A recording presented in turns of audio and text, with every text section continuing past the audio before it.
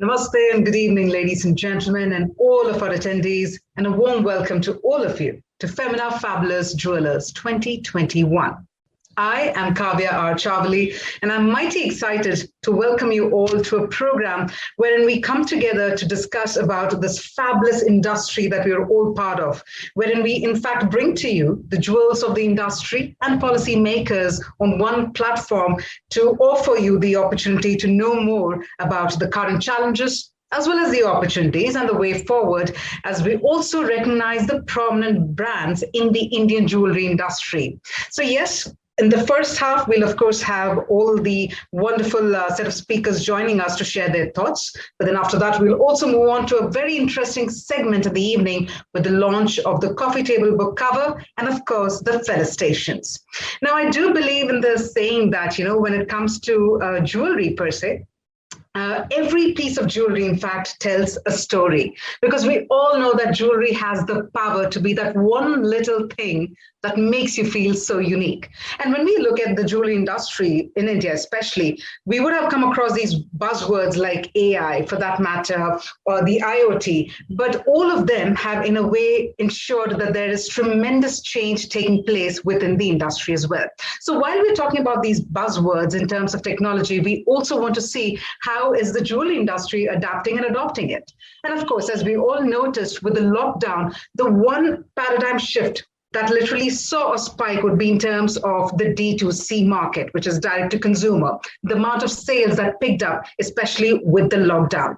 So yes, there's been a lot of action happening within the industry, and it's important for us to understand these changes from some of our key speakers who are joining us this evening to share their thoughts. So yes, we will have the keynote address, we'll have an interesting fireside chat, and then of course we'll have the panel discussion, and then it's time for the celebrations. So I hope all of you are eagerly looking forward to a sparkling program indeed.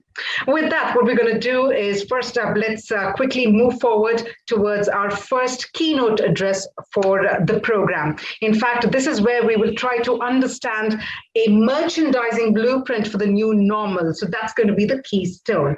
We will first begin the program by hearing from none other than the very dynamic Mr. Colin Shah, who's the chairman of Gem and Jewelry Export Promotion Council. So on that note, let's get started with our first keynote address. Here we go.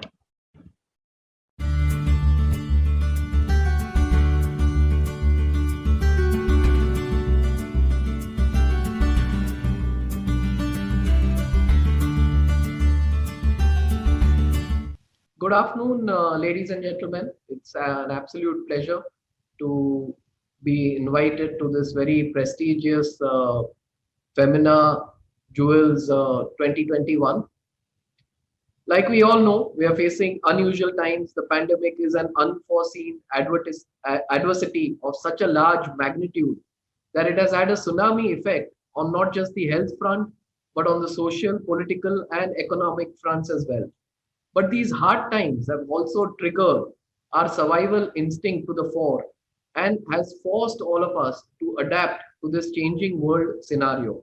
It has turned our wounds into wisdom, especially when it comes to the gems and jewelry sector. We are entering a new era of jewelry retailing and marketing. The pandemic that has distanced us over a year has compelled us to rethink, re-strategize, and come up with new ways to reach out to the consumer.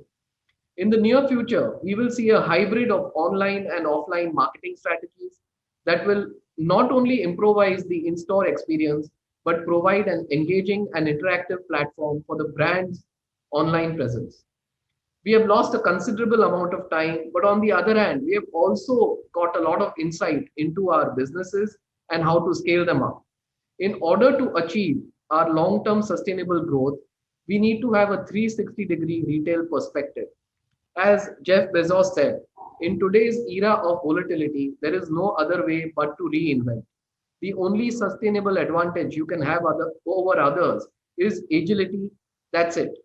But because nothing else is sustainable, everything else you create, somebody else will also replicate. And that's why speed is of essence in this time post-pandemic. Tightening marketing budgets have restricted spending for all of us, and hence it has created just the right adverse conditions in which creativity also thrives. We all can expect to see a burst of new ideas after the second wave, a period that will be marked, we feel, at GJPC with a growing appetite for risk. This is the perfect time for bold action. I urge all the creative minds in our sector to come forward and share their vision of the future. Who knows, the next big jewelry idea could be incubating right this moment in the mind of one of our listeners. Digital commerce, that's going to be the future, I guess, for all of us. And there's a huge revolution, I guess, the next wave coming, which will not only sweep all our lives due to the increasing, I guess, awareness and even adaptation of artificial intelligence. New tech will step up digital sales, that's for sure, for, I guess, everyone in this omni-channel business of ours. More and more retailers will have to study data-driven insights in order to tap the newer segments of the population and keeping the existing customer regaled with innovative products and enhanced shopping experience. This will involve keeping a track of digital and physical footprints, studying their buying patterns, engaging with them for sales conversion. This will require agility in catering to their demands. A superior omni-channel approach boosted by cutting-edge tech will offer an interactive, I guess, option to our consumers like the AI virtual try-on jewelry, real-time virtual visits to a retailer's multiple stores spread across the country for optimizing the selection of a product of one's choice, online video consultations, and of course, social media will be the game changer for all of us. I guess with Facebook, Instagram, Twitter, all of them, I guess more than doubling, tripling their online reach in the last, I guess, 18 months, we can reach out to the entire world with our designs. The market now is global and it's not only local. And we can also have, like a lot of brands have seen, instant sale conversions on social media, which also help with brand recall and with building a loyal following. Customization is definitely a trend that we are seeing more and more. Tailoring the needs as per the requirements of the consumer is catching up fast. More and more orders are being placed for bespoke commissions in the jewelry segment as every consumer wants a stamp of their personalization, either to celebrate small moments of their victory or even the important milestones in their life. And finally, there's a very important spin-off to customization. With the cost of gold rising, women want to repurpose or restyle their heirloom pieces so that they can be relevant to today's time. So remanufacturing old heritage jewelry, which has been passed on through generations, has also become a large trend. The new age customer is extremely smart, has saved money in this pandemic, wants to retain the beauty of the old craftsmanship, but also wants to have a brand new piece for half the cost or less. In times of this pandemic, big and small design houses and retailers have been able to challenge themselves to come up with new ideas to blend old with the new aesthetics and in turn sustain themselves. As the trend for personalized jewelry keeps on growing, I think in times to come, retailers will have to build in-house design solutions to cater to their consumers. As the tech spread, I guess with tech advancing the way it is and cost coming down, what we foresee is soon there'll be 3D printers in every retail store. Concept stores is, and I guess like Amazon has a concept store, Apple obviously is the leader in this by far. I think retailers will also in our gems and jewelry space have to look for collaborations with designer brands to have curated collections of jewelry which is not found anywhere else, which is exclusive to their particular store and their particular area. Everyone wants to feel special, and this could be one way to step out of the box to accelerate sales. A store in store for just youthful jewelry catering to the millennials or the Gen Z could also be a trend that we see more in the future. What we're also seeing in other parts of the world, and I guess it will become popular in India too, is private trunk shows. If you cannot bring the customer to the showroom, you go to the customer. The concept of by invitation only trunk shows is gaining more and more traction these days. Another trend, and I guess it's across all sectors, and our sector is again not unique to that, is disclosures. Digitalization and online buying will only accelerate the need to have proper disclosures and declarations, gem trading certificates, hallmarking, etc., to build the consumer confidence. The new generation of consumers are concerned about the environment, social issues, and they also insist, very clearly, they insist on knowing the source from which what they're buying comes from. So that's a trend that will only get, I guess, stronger as it is globally, and it will also become stronger in India. In diamonds, and coming to, I guess, after the global macroeconomic trends, in diamonds, the what it looks like, and if the last quarter is any indication, pricing has gotten stronger because of the COVID.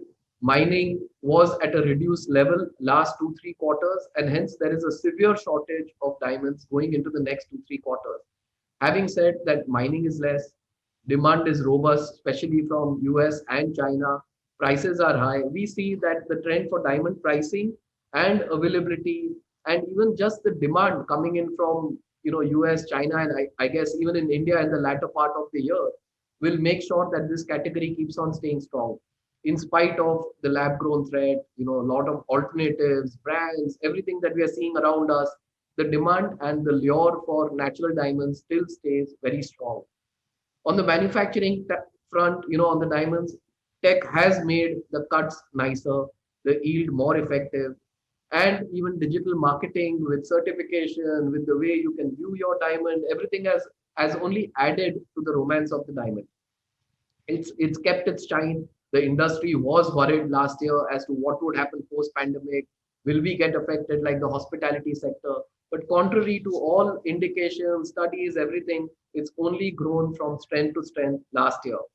And the reason is that if you take America as an indication, there is $8,358 in the pocket of every American consumer, which has been, the result of a government spend. And obviously, our industry is also getting the benefit of that. In China, the consumer is especially looking for 1 carat plus sizes, and we are seeing extremely, extremely strong demand for larger sizes from China. Solitaires, is especially post-pandemic. We in the industry are also baffled with the way things have been moving off the shelf in the last 2-3 months. People are very eager to celebrate their moments now. They have a sense of, I guess, mortality, and hence they want to celebrate their special moments, the love of their life with a diamond. Lot of engagements, lot of weddings. It's probably at an all-time high when you compare with the last 3 years. And with diamonds, gemstones are also getting a huge trigger effect. Emeralds and rubies are very strong in demand. If you look at the pricing of any indication, last 2 years they've more than doubled in gemstones. And of course, there are a lot of new gemstones also which are getting more and more popular, like tanzanite, tourmaline, garnets, opals, just to name a few. Coming to gold, like we all know, gold prices are at an all-time high. Last 18 months, we saw a bull run, and again there were a lot of predictions that we'll see a correction once the vaccine is out. Nothing of that sort happened. There was a very little mild correction, but we are seeing the trend that gold prices will also continue to go up this year. Cryptocurrency is no longer, especially with the China effect, it doesn't seem to be a viable alternative in the immediate near term, and we are seeing a big impact of that on the gold pricing.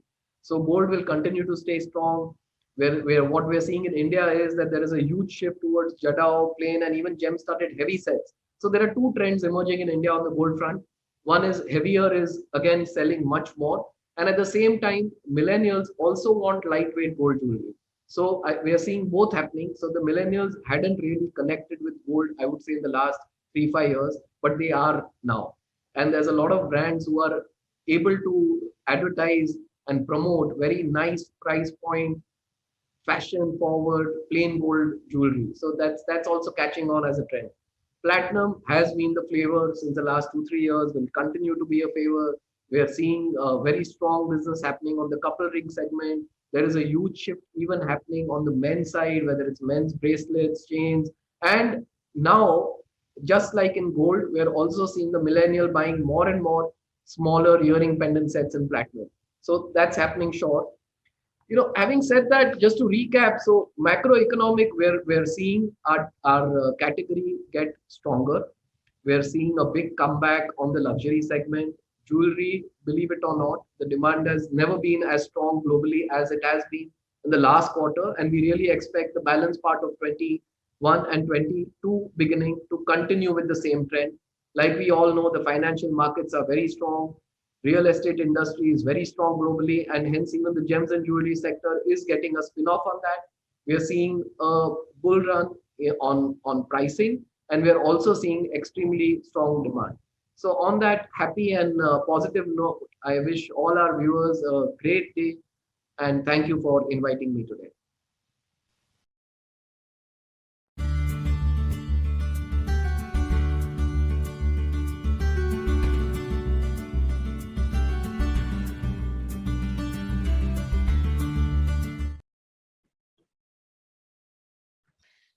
Well, I must admit that those were some very, very interesting and powerful points coming in from Mr. Colin Shah. In fact, as you can all notice, that thanks to his touch points that he has shared with us, in a way, it does create a roadmap in terms of what's the future ahead for the industry. Now, as we stay on to that point, let's also go ahead and invite on the main screen our next keynote speaker. There's this wonderful saying, there's in fact this golden rule that if you've got the gold, you make the rules. But jokes apart, what I do want to mention is that as we are still on this topic, on this very hot topic, let's bring on board our next esteemed keynote speaker to share his thoughts with all of us. In fact, as we talk about this topic, we have with us none other than Mr. Somasundaram PR, Managing Director, India, World Gold Council. So let's get some golden nuggets of insights flowing in for all of you with our next keynote speaker, Mr. Somasundaram PR.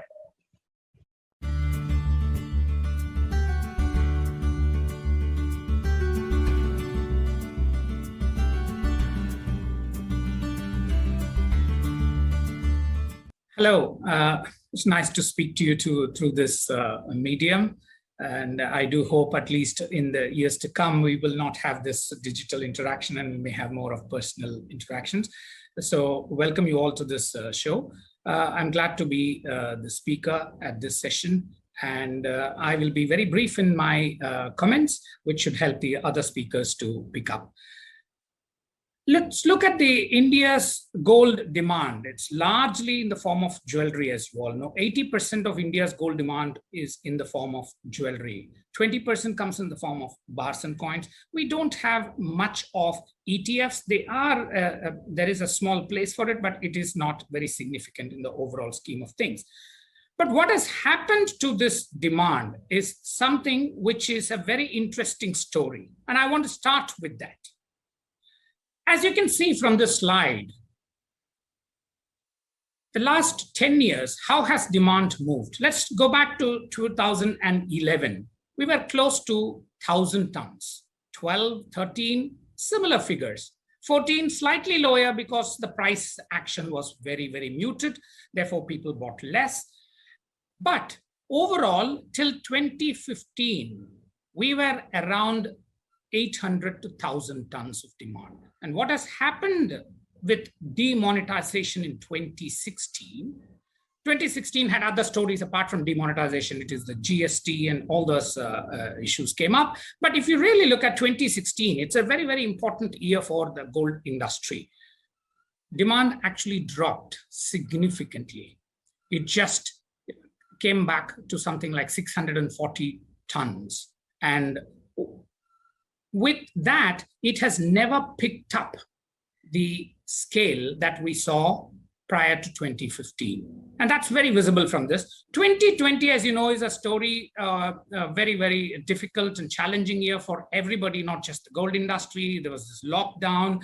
So I would not dwell too much on that. Of course, it has a certain changes in behavior, which we're going to talk about. But if you really look at it, demonetization shaved off quite a bit of the gold and jewelry demand. And what happened? This is where it's important to understand the drivers of demand. You know, India had very, very strong demand for gold for various reasons, economic, social, cultural, various stuff. But with demonetization, what happened was it weakened some of those drivers structurally. And what were those? One of the key thing was the cash element of dealing with gold, the ability to deal in cash in gold. That was a great comfort for various reasons, and that probably got shaved off.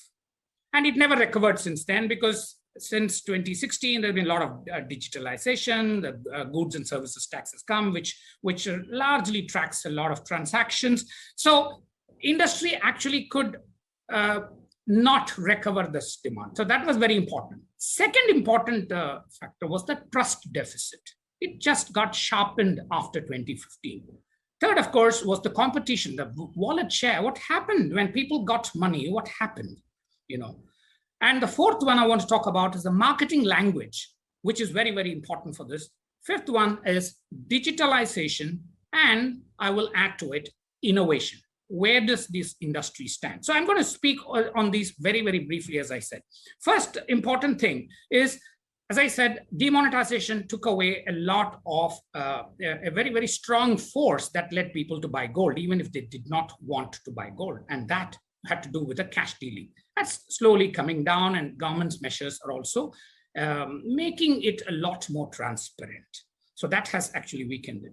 But the other factors are still strong, social, cultural, and other stuff. So what has happened there?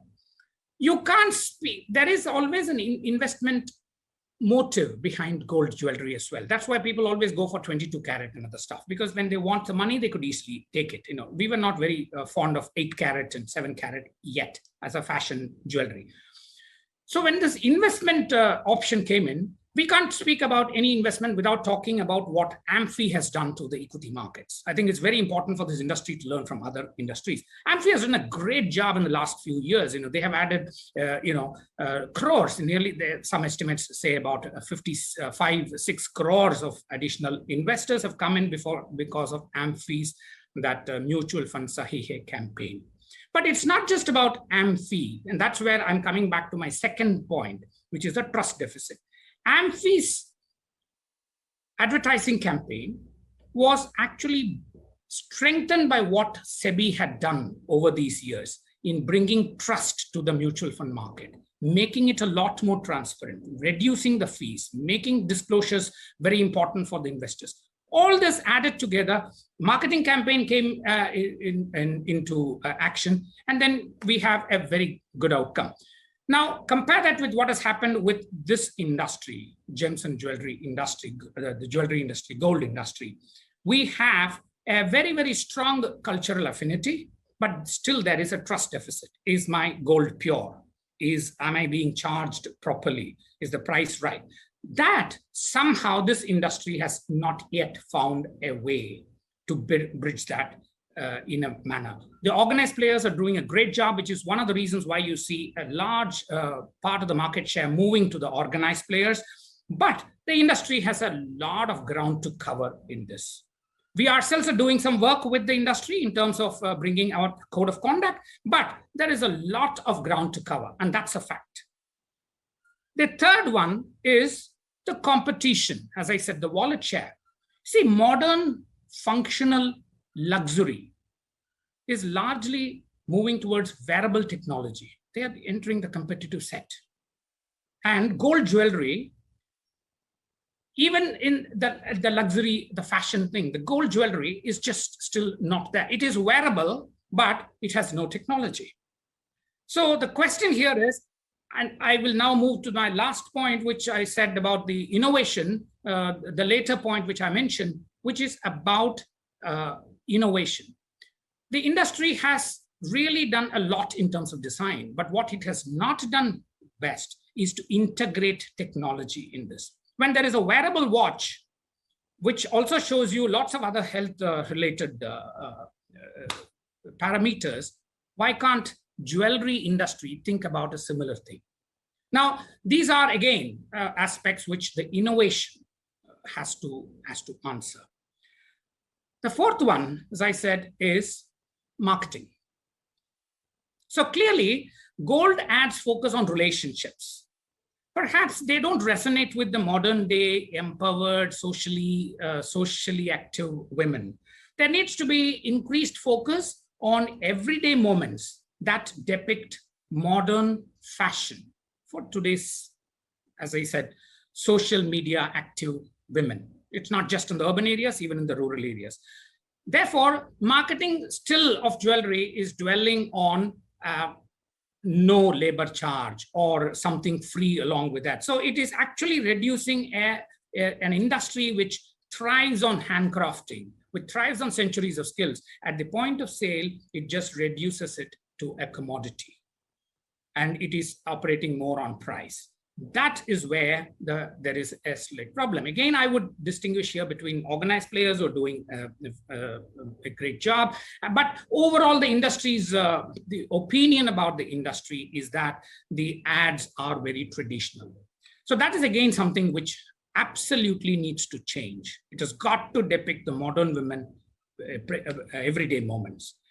And finally, I would come back to the digitalization. We saw quite a bit of work happen in 2020 when there was a lockdown and people started engaging in digital. But that was, as I said, more a matter of necessity, trying to do advanced booking, those kinds of things.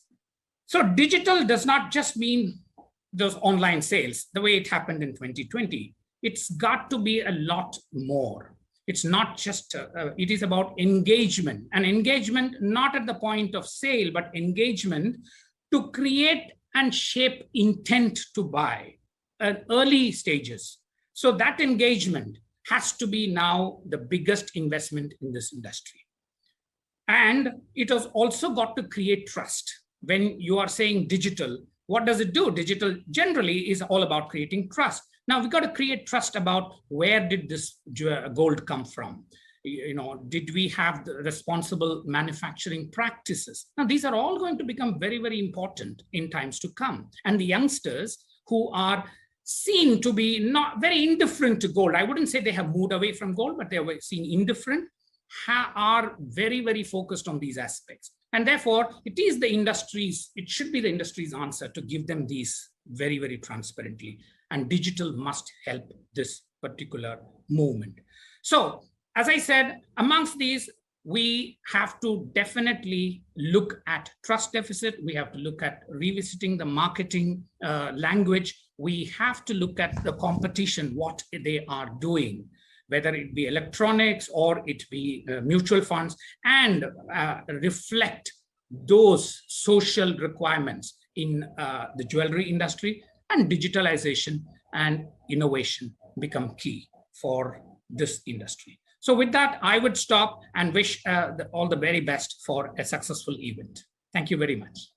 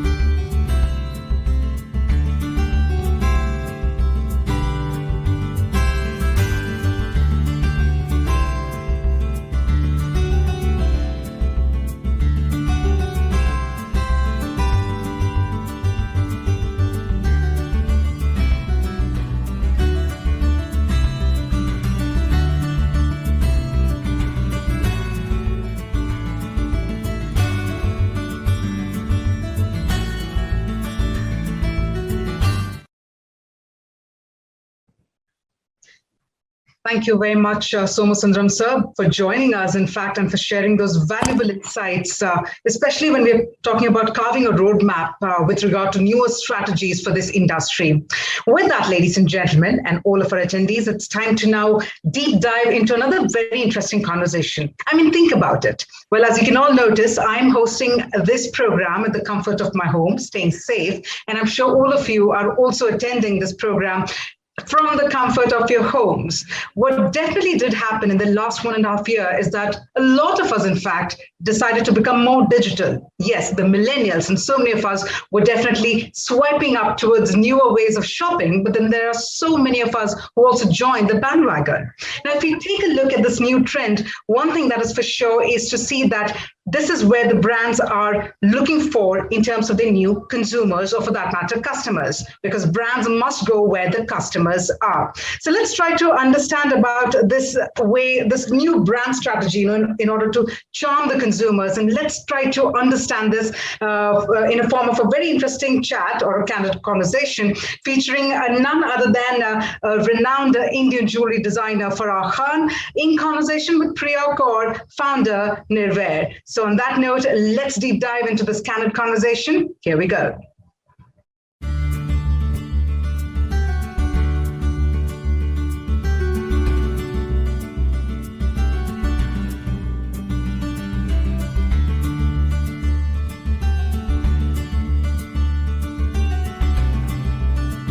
Hi, everyone. First of all, thank you, Kavya, for that very, very kind introduction. And I feel deeply honored to be chairing this panel with you, Farah. I come from I come from a generation of designers. I think I come from a decade after you. You started. I think you launched your brand in 2004. But I started my journey in 1993. Yeah, so long time. That's close to 3 decades. Yeah, I just started off like 8 years back. So I have followed your journey. You have been one of my greatest idols when I was thank you entering the jewelry industry. And I'm not just saying that, I really mean thank that. You. And I'm humbled. The one thing about your journey that is very special, Farah, you were amongst the pioneers to really take jewelry beyond just gold, diamonds, and labor. You worked with jewelers before you launched your own brand. And so you know how it was. And I guess that is the reason why you took up that challenge, you took up that plunge and of, breaking the stereotypes and making jewelry more about a luxury experience and not just about like how you famously say, that jewelry is a form of art for you and not just jewelry. So thank you so much for paving that path, taking up that challenge and making it a tad bit easier for jewelry designers like us who have an ambition of going global. So thank you for that. Having said that, Farah, it all looks very rosy on the outside. There is a lot of work that goes on the inside, a lot of challenges. You're running a retail store. You are running a factory, which is not at all easy. I've had the opportunity of visiting your factory and you're doing some great work. You are one designer. And I think that is one thing that inspired me about you in the beginning. And I took that up in my brand also, where, we strive to offer authentic and original designs. And I have seen you fight that battle. I have seen you get emotional. I have, seen you taking it up, every time your designs are plagiarized. But that is an unfortunate. Many times. Yes. And, but that is an unfortunate truth of the Indian jewelry industry. And you still have a very, very loyal clientele. So what do you think is that one thing about the Farah Khan brand, that USP that brings them to you in spite of anyone giving it to them 10 times cheaper? Thank you, Priya, for that wonderful, really touching introduction. And I'm humbled by all the praise that you've showered my way. But I want to say that the one thing that keeps me apart from my peers, my people in the industry is I think I just love what I do. I mean, I'm so passionate about it that for me, even today, I'm so excited by creating anything new. I mean, for me, it's all about a new experience. It's magical, and like I said, I don't love to design. I live to design. Yeah. So I think that's what comes through in each and every piece of my jewelry, my work. And I'm always striving to do something new, something different, but something very stylish and something that is wearable and something that, when it goes down generations, I always joke with people and say, when my jewels go down generations, not only will precious become priceless, but one day when the world comes to an end, my jewels will survive everything because they'll have my name on it and I'll be immortal because I'm in a field where I can actually think of a beautiful inanimate thought and convert that into a three-dimensional beauty, object of beauty and art, and one that will outlive generations and go down, in many, many lives, outlive the wearer.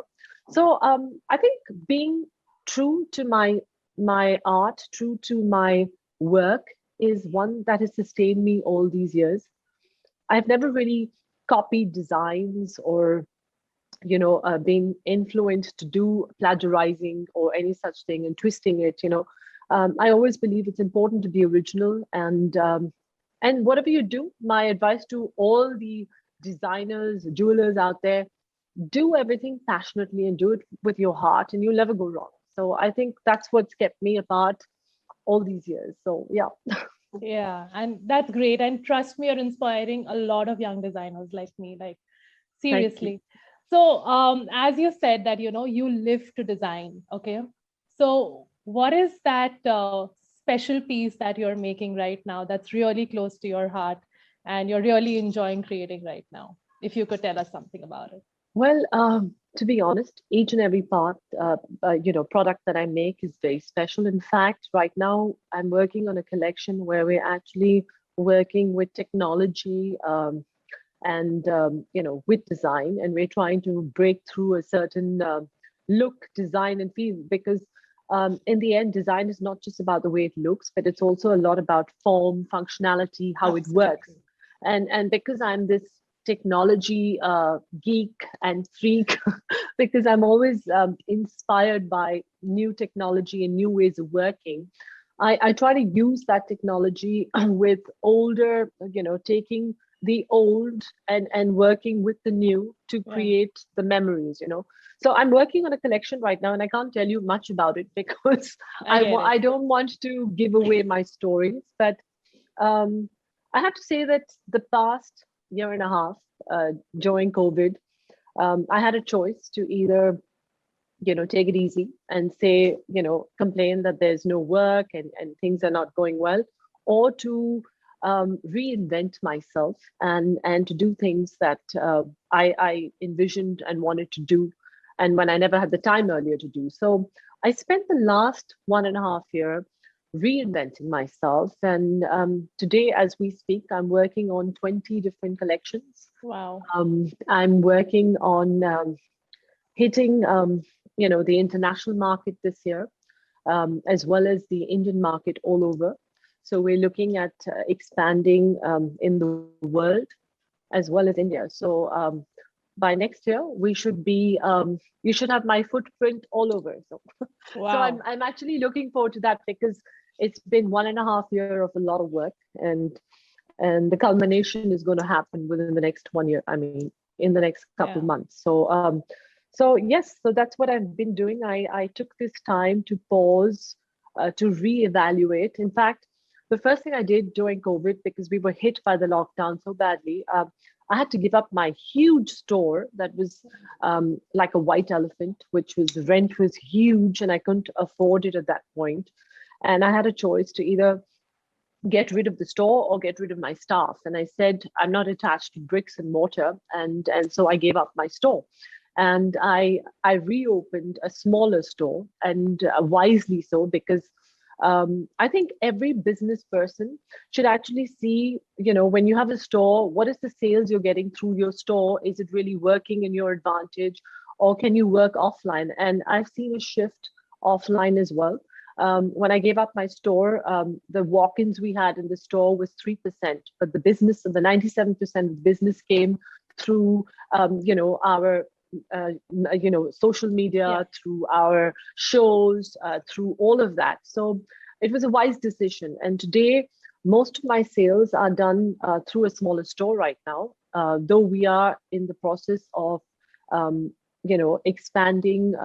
And I won't say too much, but we're looking at getting in store in the future right now. So that's on the process, Wow. Yeah. And it's really important to not be very emotional about these decisions, because a lot of people, they have this stigma in their head that, from a client point of view, we are shutting up a big store, going into a smaller store. But you really need to be practical about your overheads and, that kind of expenditure. And but Priya, I will tell you, I'm an emotional person, but not about things that can't love me back. So a store is bricks and mortar, but I'm extremely emotional about my team and the people I work with. And I would give up anything for them. So I believe that you need to know your values in this business. And of course, cut costs if you want to be successful. Yeah. I remember you telling us on your visit to your factory that I have 100 stomachs to feed. So I remember that. So yes, and you have to put humans first. You have to put a value to that first. So, but I do want to say that I even gave up my factory because now I'm outsourcing, because I believe that it's important to focus on what is your core. So my core is design. And so I'm working with the best of factory who have different expertises in different ways, and it's much easier. So now instead of 100 people, I'm working with 40 people. Wow. But it's a more better way of working, because now I have the best of all. I can work with X, Y, and Z factory, and I can get the best product. So I think as someone who's an entrepreneur, someone who's in the jewelry industry, we have to move with times, and we have to see what suits us. If we become rigid about the way we are, we're not going to be successful. Absolutely. Very, very important lesson out there. And I think the last 1.5 years has taught us this one thing, the maximum, that, you have to be flexible with life. Right. You really can't go as per plan. Absolutely. So from a business perspective, so in the last 1.5 years, you have seen the industry evolve over the past almost 30 years. But what do you think was different about this past 1.5 years? What is the biggest change that you saw in the industry? So the biggest change I saw in the industry was people began to rely on brands that had authenticity, that were original, because people realized that they'd rather have less, but they'd rather have better products, products and brands they could trust.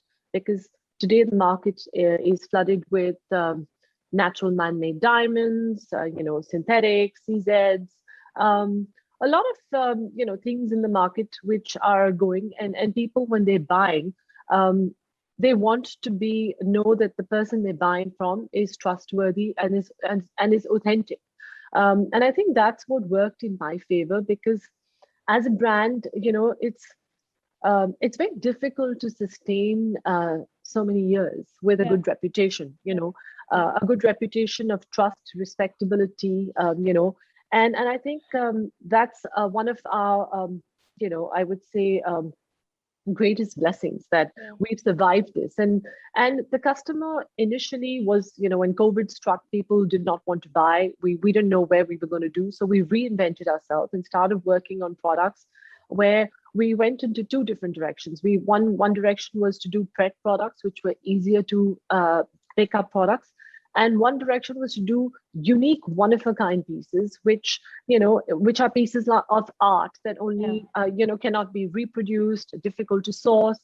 And we saw that when we did both these things, it worked very well. Yeah. But what worked more than just doing a prep product was the detailing that went into it. So people wanted more detailing in their products, wanted the finish to be good, the form, the functionality, the look, the feel. People weren't just buying products, they wanted the experience. And I think that's what I, as a brand, have always tried to stress on. It's not just a product.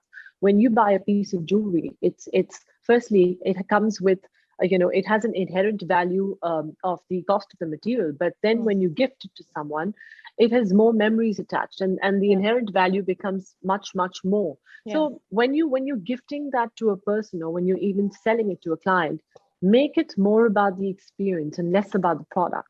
And then your client will not ask you, how much gold went into it, diamond went to it, and all of that. Though of course we do give that, to our clients when asked. But I think lately, the clients who come to us are not the kind who want to break down my jewelry, because I believe when they come to me, they trust me. So they don't ask me these questions because they know that I'm not going to take 1 rupee extra out of them, because that's not who I am. And as a brand, I've never been that kind of person. So I think if you can get your client to trust you, and if you can win their affection by their trust, half of it is won there. That's all I can say. So COVID taught us to pause, to pay more attention to details, the experience, to offer a more fulfilling experience, because life is so fragile. You never know what's going to happen tomorrow. So take the time out to make someone feel special. And that's what I would tell each one of you to do. That's beautiful. Thank you. So Farah, when it comes to, as you said, it's about experience and all of that. Do you think it is as well appreciated in the tier 2, tier 3 cities with lesser exposure, or is it different when it comes as an experience to an urban client and a tier 2, tier 3 client? So let me go back a little bit, because in the year 2014 to 2016, I did a collection with Tanishq, a co-branded collection, Farah Khan for Tanishq. In fact, I've been, I think, the only jewelry designer who actually co-branded with a brand like Tanishq, where we sold jewelry under the brand name Farah Khan for Tanishq. In fact, all our jewelry pieces had FK with Tanishq on it. And that exercise led me to visit 23 cities all over India, where I interacted with, 2-tier, 3-tier cities, where we interacted with different clients from all walks of life. And I realized that the 2-tier, 3-tier cities, the clients were very, very enthusiastic about buying a Farah Khan piece for Tanishq, which, because for them, what they had the money, but they lacked the availability of good designs, And so whenever I would go to those cities, they would come and tell me, thank you for coming here, because this is not, you've made our life easy for us to go and buy something beautiful. And so working with Tanishq in those 2 years, and going to those various cities, and of course also going to these cities when I have my own personal shows, which I actually do. Last in the year 2019, I was in, I think, about 30 odd Indian cities, which I traveled. In fact, I've traveled all over India to the most remote places. And we've always had the most amazing reception as far as my collections. And so I'm happy, because we've actually managed to break that thing in people's minds that, oh, FK is too expensive, we can't buy. But now they come up and say, oh my God, you're not expensive as much as we thought you were. We can afford to buy your range of products. And I think that's also because consciously, I also believe that why should a piece of beauty be so out of reach for someone who loves jewelry? So we created collections that could fit pockets of various, income groups, because we wanted everyone to make FK jewelry a part of their lives. We wanted them to realize that it's not just a brand; it needs to be a part of your lives, and that's what.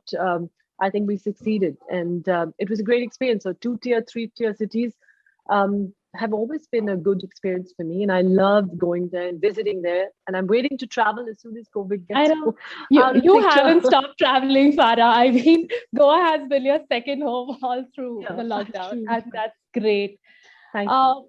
Okay, so now what would your advice be to a designer like me? Like who doesn't come from a family that has a celebrity background and all, because I remember me doing a show in a tier 2 city around maybe 6 or 7 years back. And the one thing that came out very explicitly was, why should we buy from you? Who are you? I was very new. I was just 3 years into the industry at that time. And that's when I realized that it's very important to be a name at the urban level, at the metro level, for someone from a tier 2, tier 3 city to buy from me. I mean, do you have any other advice to this? So Priya, I want to tell you that it's a wrong fallacy that people think that just because I come from a jewelry, a celebrity background, it made my life easy. In fact, I've had the toughest journey you can ever imagine, because when I came back from GIA in 1993, my father said to me, he said, I gave you an education. Now it's up to you to make your life. He didn't say, darling, let me open up a store for you. Let me set you up. Let me give you money to set up your life. And believe me, I was on my own. I had to work with jewelers for 17 years before I opened my own store. Okay. Wow. And all on my own, without taking a penny from my dad or anyone in my family. Wow. So I would tell you that I even went through litigation with a partner for 6 months and learned jewelry the hard way. After that, I opened my own factory on taking a bank loan and all of that. So my journey has been an arduous journey, a very, very tough one. It looks very glamorous on the outside because I like living life glamorously. I like dressing up. I don't want to be dowdy. But the name I set for myself has taken me 28 years right now. And if you're expecting a name in 3 years or 7 years, it's not going to come that quick.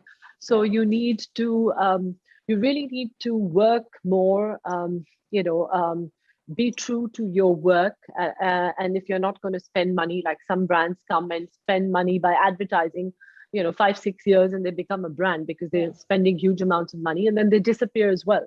But that's not the right way to go. The right way to go is, if you're true to your art, if you're true to what you do, people will sense that. I think when people come to me, they know that I truly love what I do. I'm not doing this. I'm not doing it for any other reason. And believe me, it supports my life. It's not that I'm not a lady of leisure that if I stop working today, I can live my life happily. No, I can't. I struggle every month to pay the bills, especially during COVID, struggle every month to support other people's lives. But I don't give up. And I think because I don't give up, that's what keeps me going. And that's what actually people can sense the love and the passion that I have for my work. So my advice to you and new designers who come in, people are humans. And just as we can spot the earnesty in people and the honesty in people, if you're honest to your work, people will feel that and sense that. And if you can get that across without any glitz or glamour or trying to make it look like that, it's a win-win, Yeah, that's all I agree. I agree. Yeah. Thank you so much for that piece of advice. And so, Para, what I really love about you is you're brutally honest. I love your social media page. I mean, you are one person who is brutally honest and loved at the same time, Thank you. So that is very, very great about you. And thank you so much for, all the inspiration that you have provided us, for all the lovely designs, for making people look so beautiful. Thank you for that. And if there would be any closing note from your end. Great. All I can say, Priya, is thank you for speaking with me. It's been a long time since I spoke to anyone. Of late, I've been saying no to a lot of interviews. So thank you. I really feel privileged now. Thanks. I just want to say that whatever you do in your life, do it to the best of your ability. And if you hit a wall, don't give up, because the wall is your lesson in learning something better and coming up with something new. Because if we were comfortable in our own skin, we wouldn't move out of the box. When God pushes us to a wall, it's because God says, now think, and so that's what you should do. And as a person who loves my art, I want the Indian jewelry industry to get more organized, because I believe that we have so much heritage, we have so much culture, talent, and yet we're not using it to our full ability, because we're only plagiarizing other people's work. Yeah. And it's sad because it doesn't take much to think. There are a lot of designers, talented designers out here that need you to hire them. So hire these beautiful, wonderful designers. I'm telling this to all the jewelers who are listening, and ask them to work and create beautiful objects of beauty, and give them a chance, because there's so much talent here. It's unbelievable. And if we can all come together, India can be on the map of design more than Italy, because right now Italy in jewelry is on the map of design. Yeah. So we need to be ahead. So India first, Indians first, and made in India always. Absolutely. Thank you for speaking on behalf of the entire designer jewelry industry here. It was great chatting with you, Farah. Likewise. Thank you so much. Thank you, Priya. Have a great day. Bye. You too. Thanks. Bye.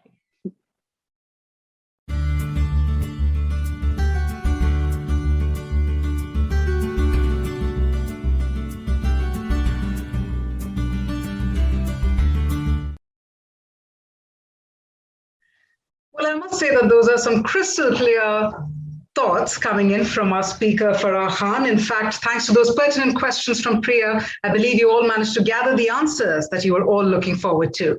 On that note, let's take the conversation forward, because it's now time for another very interesting topic that we're focusing on. You know, when we think about the last 1.5 years, there's a famous saying by a Russian revolutionary, when we talk about Vladimir, who came up with a quote that there are decades when weeks happen.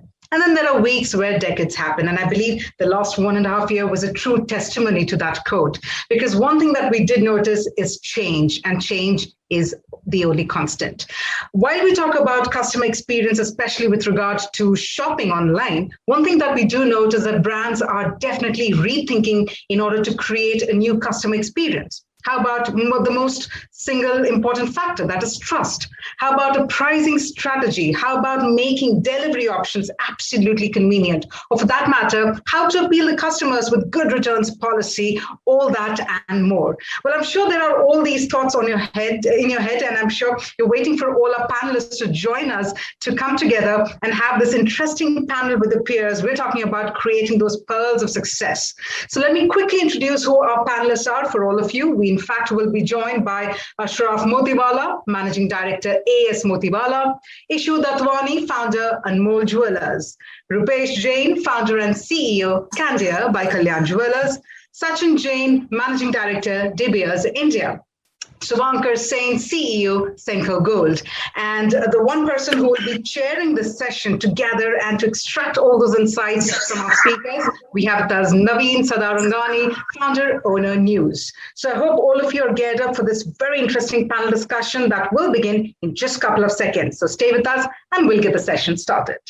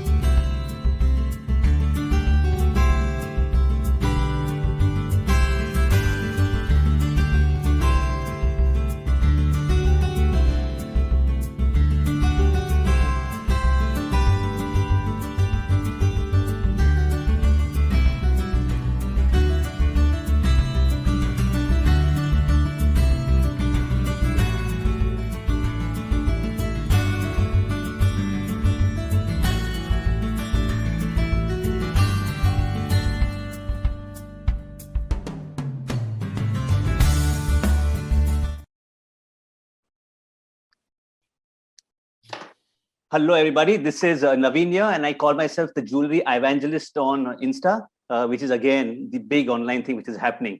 Along with me today, I have 5 big, fabulous jewelers over here, okay? They're all impacting the jewelry industry in their own ways. 2 of them, like Kavya has already introduced everybody to you, but I'm going to say, a couple of lines on each of them.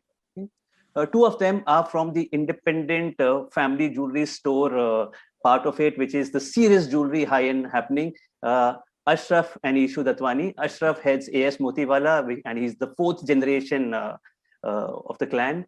Ishu Datwani is a 1st generation jeweler, and he's a champion of design. We have with us Sachin Jain. He's the managing director of De Beers India. It's the same, group which has launched Forevermark, and they are the ones who actually got the diamond movement going in India. Suvankar Sen, takes forth the same legacy, and today he's taking it forward as Senko Diamonds and Jewels to create 100 stores all over the country. Last but not the least, we have Rupesh Jain. Rupesh Jain heads Candare.com. He came from, a typical family jewelry enterprise, and he's gone online with Candare by Kalyan Jewellers. So that's the panel that we have out here, and we're all ready to go. Anybody wants to say anything about themselves, please feel free to interject, and, we can flow. Ashraf, you want to say a few things? Thank you, Naveen. It's fantastic seeing all you guys virtually. I mean, I miss seeing all of you all in person, but I think this will do for now. And thank you, Femina, for selecting us and to speak candidly and openly about the changes we experience. Thank you. Okay, Suvankar? Well, all I can say is it's wonderful to be in the panel.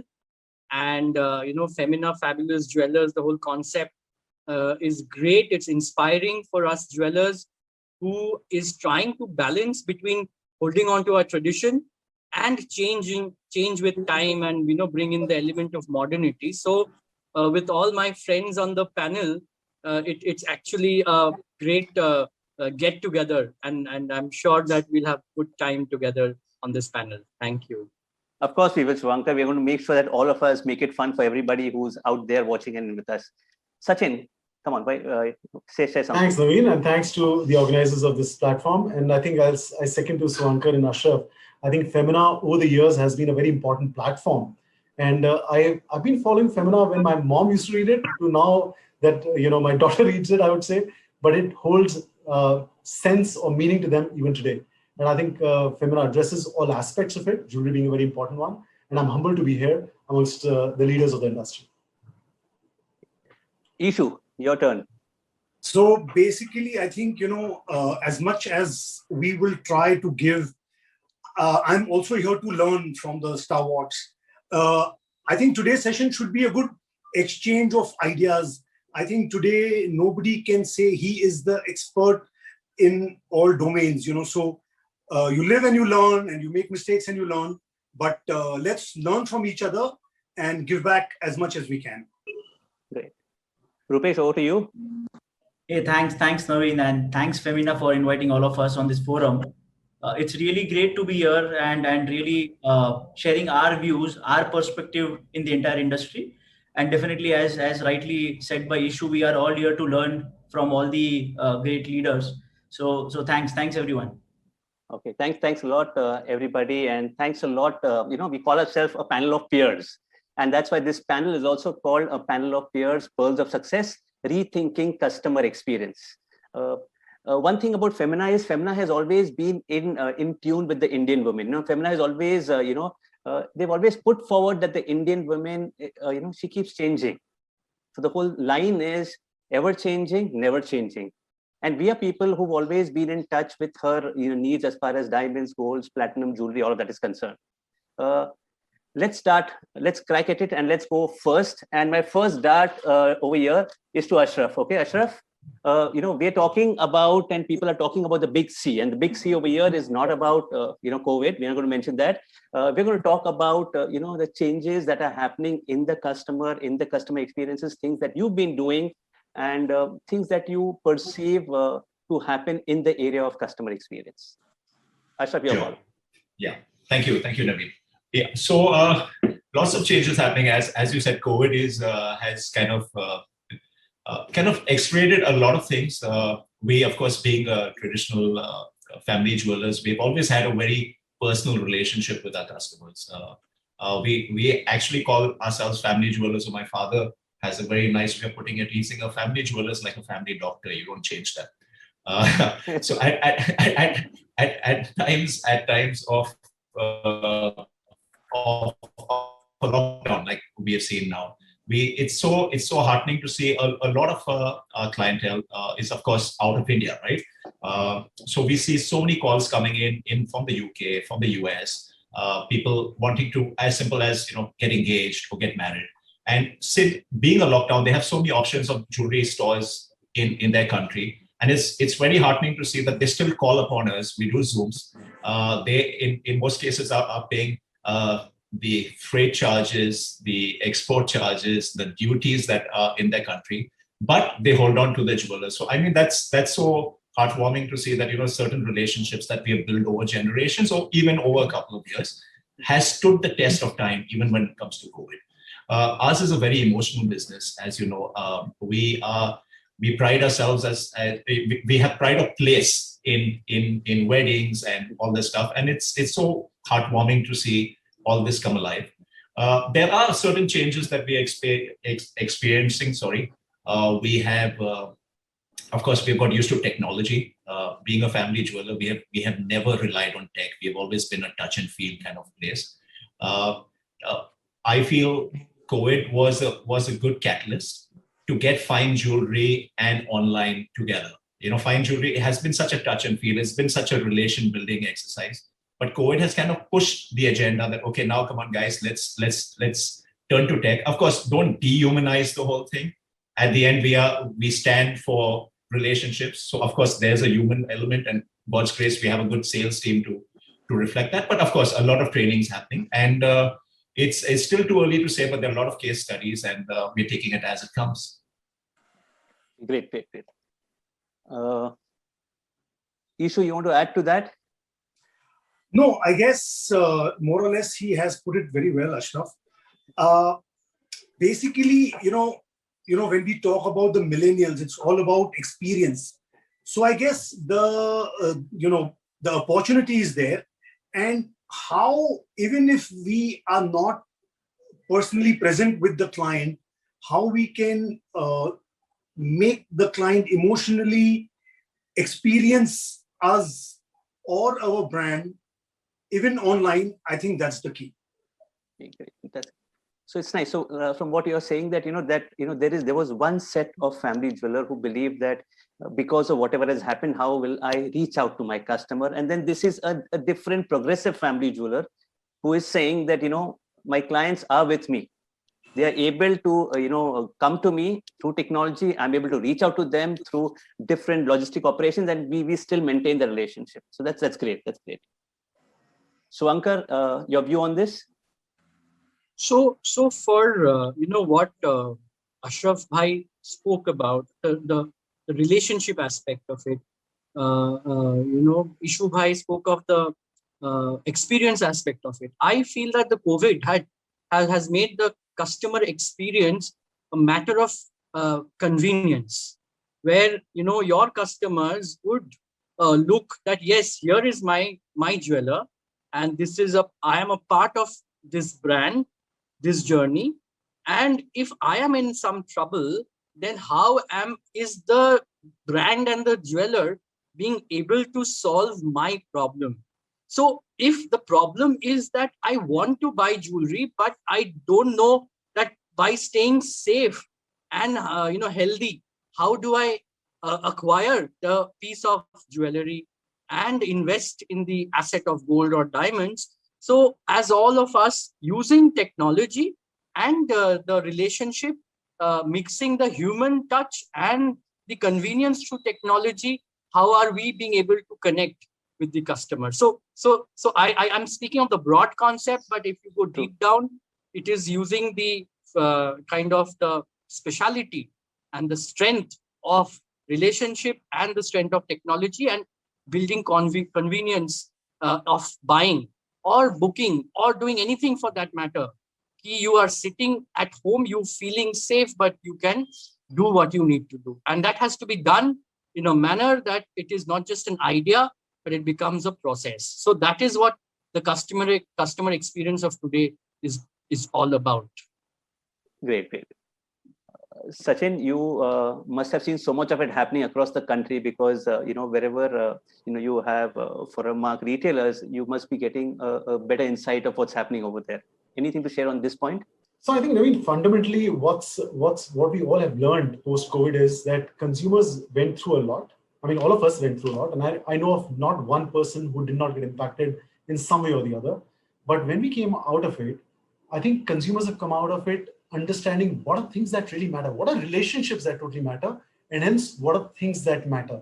And I can tell you that we all are grateful, collectively as an industry, that we are in an industry where we represent these miracles of Mother Nature, which matter to lives, which matter to hearts. They are enduring, they have long-term value. And, few years back, we used to have a lot of conversations that experiences are taking over, holidays are taking over, which is true, which is the truth. Tech was taking over. But on this side of COVID, when we are getting out, we realize the importance of what diamonds and gold and jewelry and these precious things do to lives of consumers. I think that's fundamental. And I think the other aspect being that, of course, convenience and the other elements that Ashraf and Ishu mentioned are important. But I think as jewelers, we need to really look out to say that consumers experience retail, they experience experiences, not keeping in mind that they're going to a jeweler or they're going to a very high-end hotel or a restaurant. We need to up our game that if a consumer is used to a certain experience, let's say, somebody's having a nice meal in a very fancy place and there's a certain level of consumer service, the expectation of that consumer coming into our store will be similar.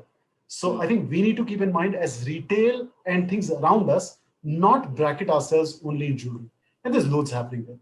Yeah, good. Very, very, very valid point. When you're looking at an experience, you don't look at jewelry as a category, look at how you get it from different categories, luxury, food, all of that, holidays, all of that kind of a thing. Rupesh, I'm going to be asking you about customer experience online, but I'm going to hold on to that for a bit, because we've got going in a particular flow. When we were talking about Ashraf and Ishu and even Sachin talking about the experience and the technology and how the brand is so strong, the family jewelry brand, that a person comes to the same store. Now, when we're talking about conventional marketing, and we earlier had, newspapers, and we had hoardings, and we had radio, and we had all of that, television, all of that. Now we see that the digital platform, digital marketing is totally different, and how it impacts consumers. A lot of us over here, almost all of us have used, influencers or digital marketers or online influencers or bloggers. Okay. I just want to know, Ishu, I see you've done that a lot and since quite a long time. Okay, how do you look at that particular category of marketing or that tool of marketing? Do you see an influencer largely as a lead generator, or it's basically just as brand building media for your brand? And Ishu, on mute. Ishu, your mute is on. Sorry. So actually it's both, but I want to put a couple of points that come to me right away. First of all, when we talk about influencers, bloggers, we must ensure that the quality of the influencer or the blogger is in sync with our brand. It's a very important thing, Number two, a lot of times the same influencer is pushing for your goods, 1 week, and the next week pushing for your competitors' goods, and in the third week, promoting, somebody else in the same category. So, we need to be a little more thoughtful and vigilant, and, not, go into it as a herd mentality. So that is a very important factor, which, all of us need to keep in mind. Now, as far as, the strength of influencing, so the first impact that Anmol as a brand had was in the year 2016, when really, Instagram was still in nascent stage, and, digital was still kind of, taking its baby steps. And I remember in 2016, we put up a picture of Shilpa Shetty wearing one of our necklaces, and we got a call from, of all places, Bangladesh. Luckily, this girl was our client, our regular client, and she bought this expensive necklace worth over 20 lakhs without trying it, without doing anything. She of course connected with us over WhatsApp and things, and we made the sale. So when that happened, it kind of made me sit up and realize that what we were thinking, that digital works only for smaller items and things like that. It kind of opened our eyes to the fact that there is potential. Okay, this may be a one-off thing, it may not be as consistent, but the fact that it's there, the potential is there, it did kind of open eyes. And now going forward, now especially in these times, digital has become so important that nobody can ignore that. But again, like I'm saying, one has to be very careful about the choice of influencers, the kind of image that you're portraying. Even if you put out your reels or your posts or your story, what is the quality of all that? Is that creating the right image that you want to create? I mean, a couple of days back, we had an influencer who wanted to wear our jewelry, and we thought that it was not. We didn't think she was the right candidate for our jewelry. We refused, even though she had over 1 million followers. So it's not just the quantity that matters. So if you are somebody who's conscious of your image, I think it's very important to be aware of these little nuances and, work accordingly.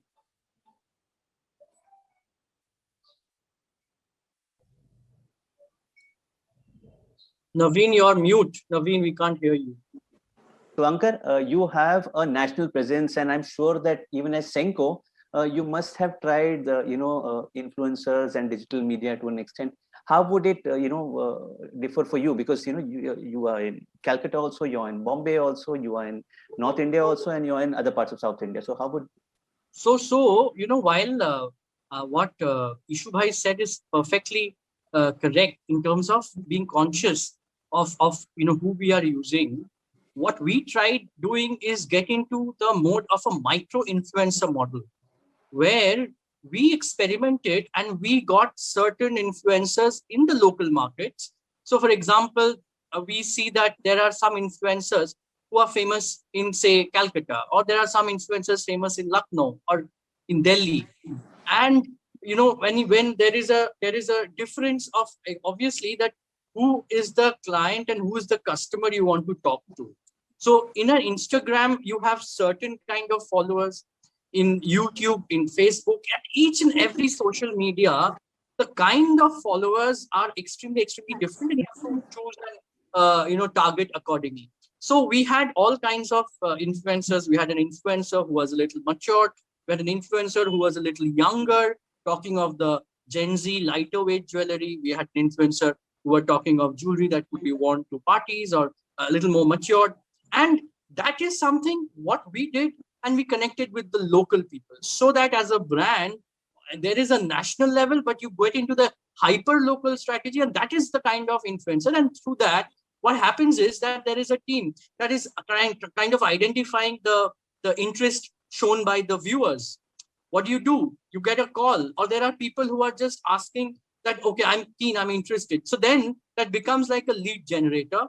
And someone would get a call at the store, or someone would get a call at the customer call center.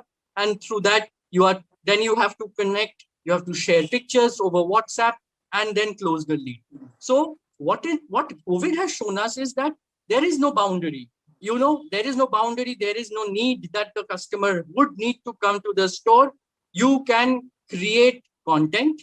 You can create any kind of social media, either a post or a picture of a jewelry, beautiful looking, or having these influencers, generating leads, people who are interested, and follow up with them and close the deal. So that has been and on top of that, I must admit what Ishu Bhai said, that for us also it's been a revelation that people do not need to come to the store to buy. People, if they trust you as a brand, if they trust you build, then they can be happy to see it over a video call, and then decide that, fine, I'll take it. And as a jewelry, brand, all you need to do is assure them that fine, if there is any problem, we are there for you. So this has been a learning for us as well. Great, great. So from both of you, what is coming across is that, the traditional thought influences are just for brand building.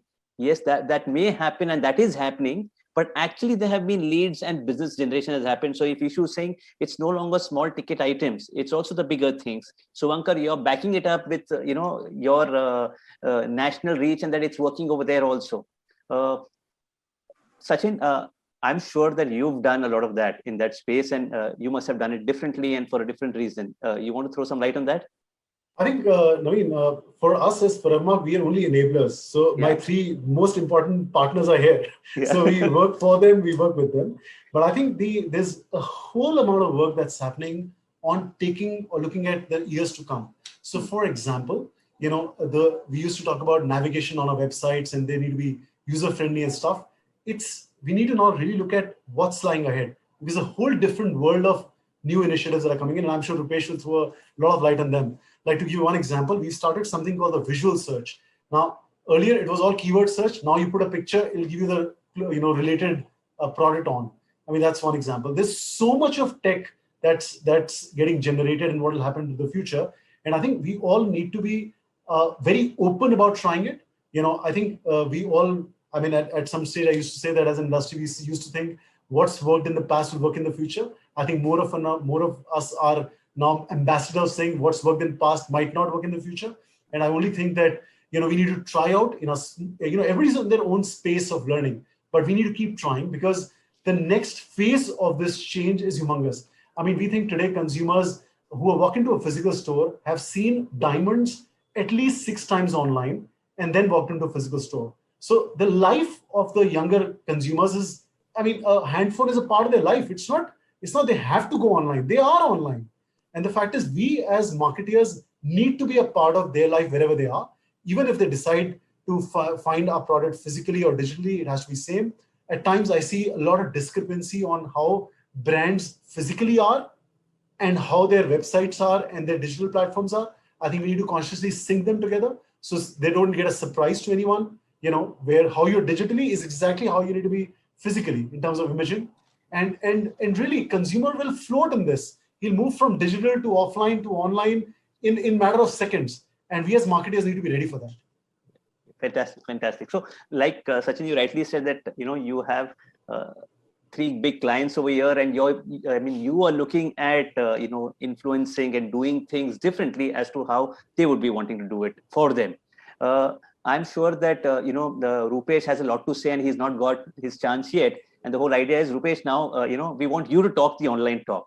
So if, we are talking about customer service at the retail end, how is it that online you are able to deliver customer service, customer experience? What kind of tools do you do beyond the normal selling tools which you have? Is there an experience which can be developed online? Sure. So thanks, and I'm very glad to know that all the offline large retail players are really taking a lot of interest in the entire online world.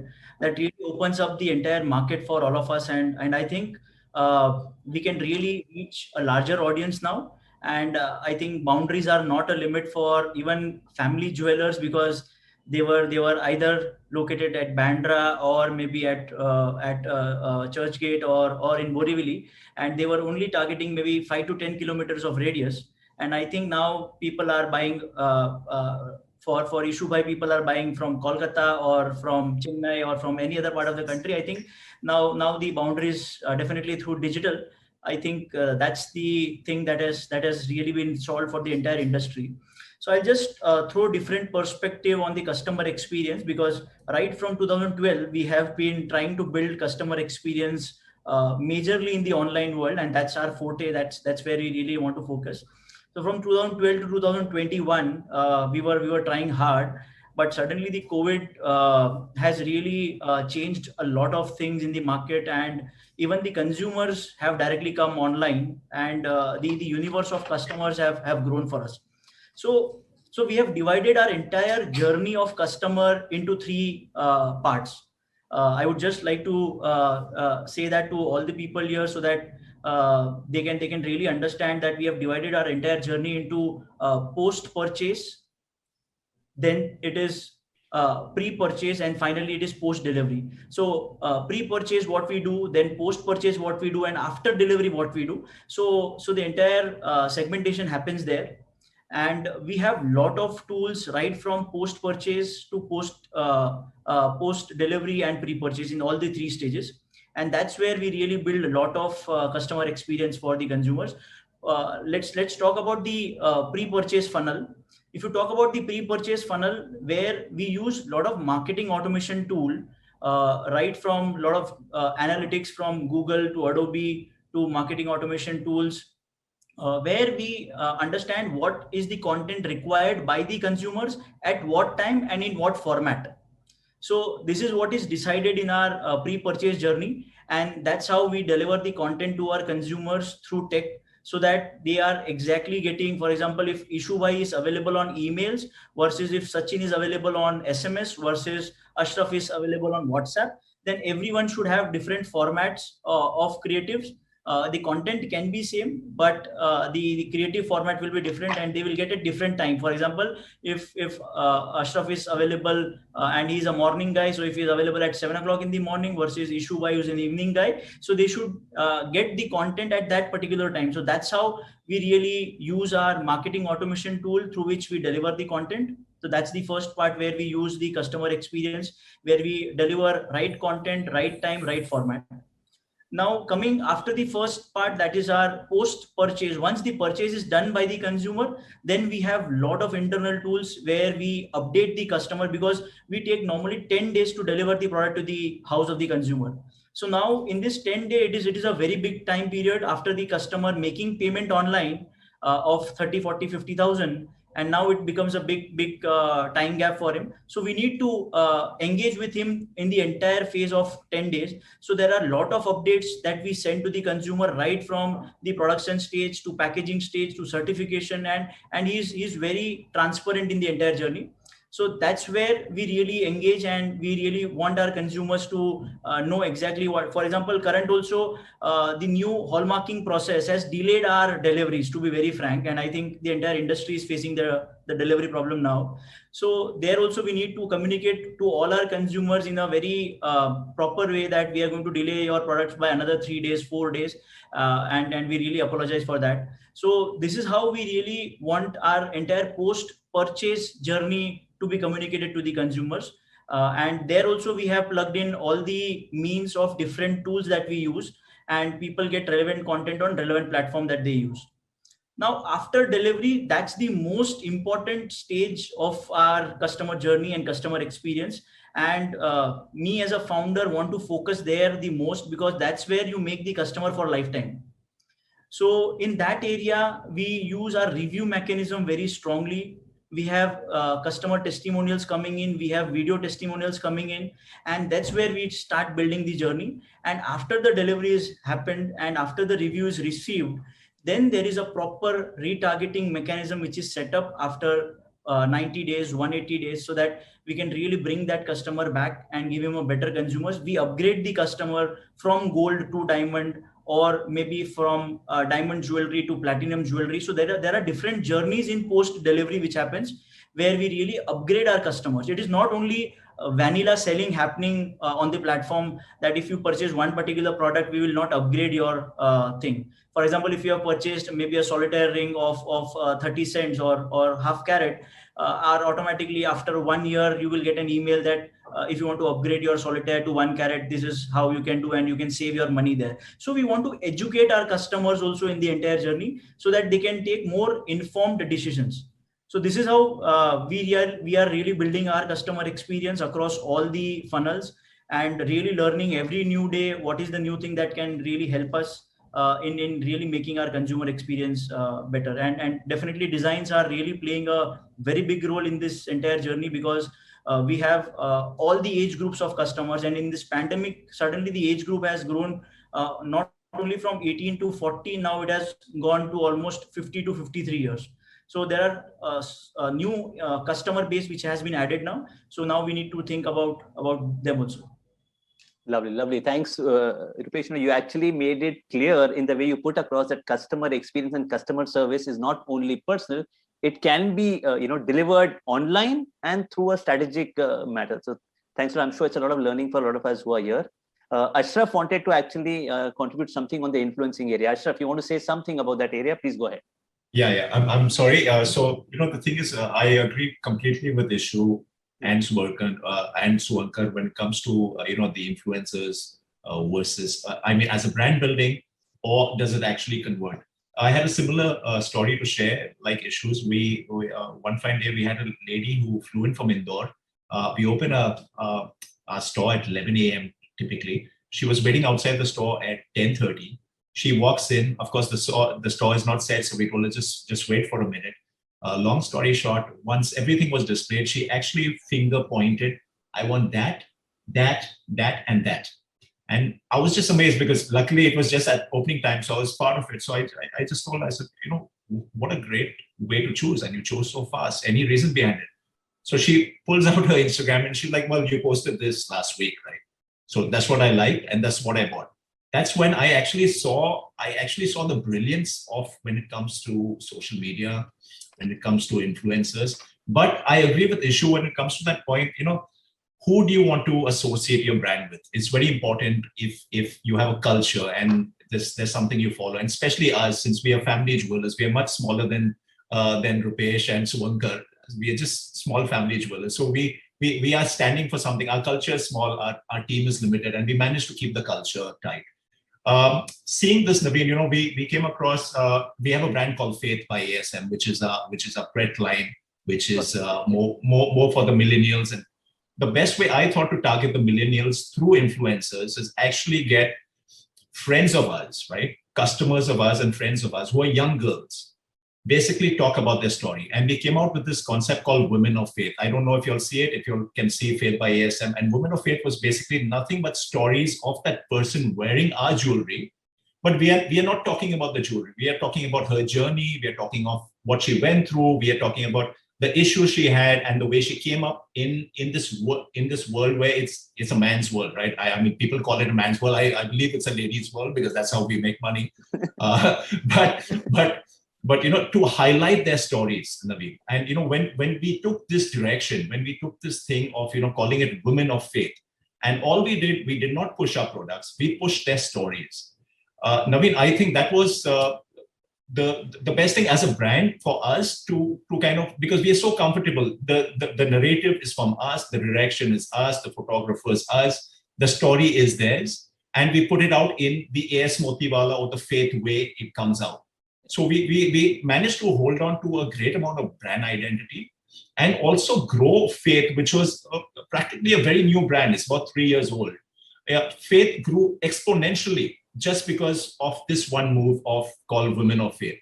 So and knowing that, given that all fine jewelry purchases in the next 5 years are going to be influenced in some part by digital channel. I mean, everything is going to have a major part. A digital channel is going to play a major part. So we thought, let's take this in our control. Let's not leave it to the influencers. Of course, influencers are great. They're great for brand building. But when it comes to, really putting it out there, what you believe in, I think, this has kind of worked with us. And I would have liked to, I'm happy to share that with you all, that it's good to think of social media and influencers in another way, a little out of the box. So you have control over the narrative and your story gets told well. Fantastic. So, I want to put up, whatever you said in one line, this line of faith, which says, faith is more than what one sees. Faith survives the world's disease. That's true. That's true. Thank you. Oh, wow. That will probably be trademarked soon by me. Give it. Thank you. Okay. So, while we are talking about experiences and, Sachin rightly brought up, right at the beginning, okay, when we think about experiences, let's not just think about jewelry experiences. Now, from all of us out here who are on this panel, I'm sure the person who travels the most or has traveled the most must be Sachin. Okay. One is he's been in the luxury space. He's been seeing things even before jewelry. He has been in the luxury space. So Sachin, what I want to hear from you, and all of us would love that, is if in your travels or in your normal method of flow or in research, you've come across experiences in some category, jewelry, luxury, whatever, which you think was fantastic and it stuck to you, and something that we can imbibe as maybe high-end jewelers or mass jewelers, whatever. Over to you, Sachin. I think first, Naveen, I certainly am not the best traveled guy amongst this group. For sure, I can guarantee that. Yeah, that's one. But I certainly have been selling brands. I've been on this side of the fence, talking to consumers from the other side, be it from the world of watches, where I was before in Swatch Group and in Yadro. I've come across some phenomenal experiences. Some of them, Swankar, Ashraf, and Ishu, we've experienced together, across our last years of journeys. One of them has been, actually two I'd like to sort of say. One was, I was experiencing the Tesla in New York. This was 2 years ago. And it shocks me how easy or how used to one gets to automotive cars. So one, you were surprised, but you were fine with it in a matter of 2 minutes. That car drove me 5 blocks in New York. From that point till now, that car writes me an email every month to say how I am, how my daughter is. And you're like, initially it was a little creepy because the car is writing an email. But then I thought it's a great way of personalizing a relationship that organization does with their product and you. So they've character to that individual car, and that car made a relationship with me, and she reminds me of that day. So that's a little creepy, but what tech can do. The other was, I think if everybody remembers, we were all together in London. And I think one of the most finest experiences I've had on consumer experience and I think relationship is Burberry. And one of their Regent Street stores, I think, is Mecca. I think anybody in the business of retail should go to their store. They accepted face recognition technology much earlier, almost 3 to 4 years ago. I'm talking about my experience in 2019 beginning. So when I went to that store and I'm their card holder and I give them the permission to recognize me. So of course they take you their permissions. But in that store, if you're their avid consumer, they recognize you the moment you walk in. Within 4 minutes, you are served with your preferred beverage in the temperature you like it, with the snack you like it in, right? There is no sort of sales pressure or sales counter. The merging of tech is not obvious. When you say you're over techie, it's not over techie. It's great experience. Still that Burberry. It's still that niceness, right? Mm-hmm. And they try to make a relationship with you, knowing what you've done in the past with them. They had my entire data, they had my size, they had what my purchase history was, but they weren't overwhelming. They were very, very fine about it. And I thought that was great. I only want to say is that there's a fine line of difference between customer service, which means that I issue you a card and you earn points and you make a discount, than making a relationship. And I think the beauty is about if people, and we can empower our teams to make that relationship. I mean, I experienced that last week at Ishu's place, where he gets up and makes a coffee for his consumers. I mean, the fact is, that's what, great consumer service is all about. That's what relationship is all about. And I think, the key would be to really differentiate between CRM, which we, at times blatantly use, to really saying, do I have a relationship with this customer? And there's effort required, there's empowerment required. Fantastic. So, I mean, these were great experiences. Like you talk, I mean, a car talking to you, I mean, that is something. I mean, that is something to begin with, but I actually like it. I'm sure that when you sat over there was warmth in the seat and you could actually feel that, yeah, I'm with somebody kind of thing. Well, I don't know that. We don't want to go there. My wife was along with me, so I didn't get the opportunity to even diverge. Okay. Anybody, I'm sure that each of you have something in this space. I mean, somebody who's you bought something and you were hoping that, listen, this is exactly what I want to give in my store. Anybody wants to take the call on that? So this is, Naveen, this reminds me of an old world charm thing that happened, very similar to Sachin's experience, but Sachin's was full of tech, right? Which is fantastic. Mine was something that I was really taken aback was I was in Rome. And of course, you always get to see good brands when you travel. So there was this perfume store called Acqua di Parma, which I'd heard of. A lot of my friends used to use it. I personally not used it. I walked in. I picked up a perfume, probably the smallest size that came, And that person kind of told me that, hey, would you like to get a shave? So I said, yeah, sure. Where? He's saying, I have a barber's shop behind. And why don't you come? I'll give you a free shave. And I was with my wife and kids, and there's nothing like getting a free shave in Europe, right? You probably save a couple of thousands of rupees. So anyway, I joined him and he was free. He took me and there's this beautifully done up, barber's chair, beautiful leather, well scented. And he used all those products of Aqua di Parma. So there was a shaving cream, there was a lot of nakra in it. There was a lot of stuff. There was a hot towel, then there was this, there was that.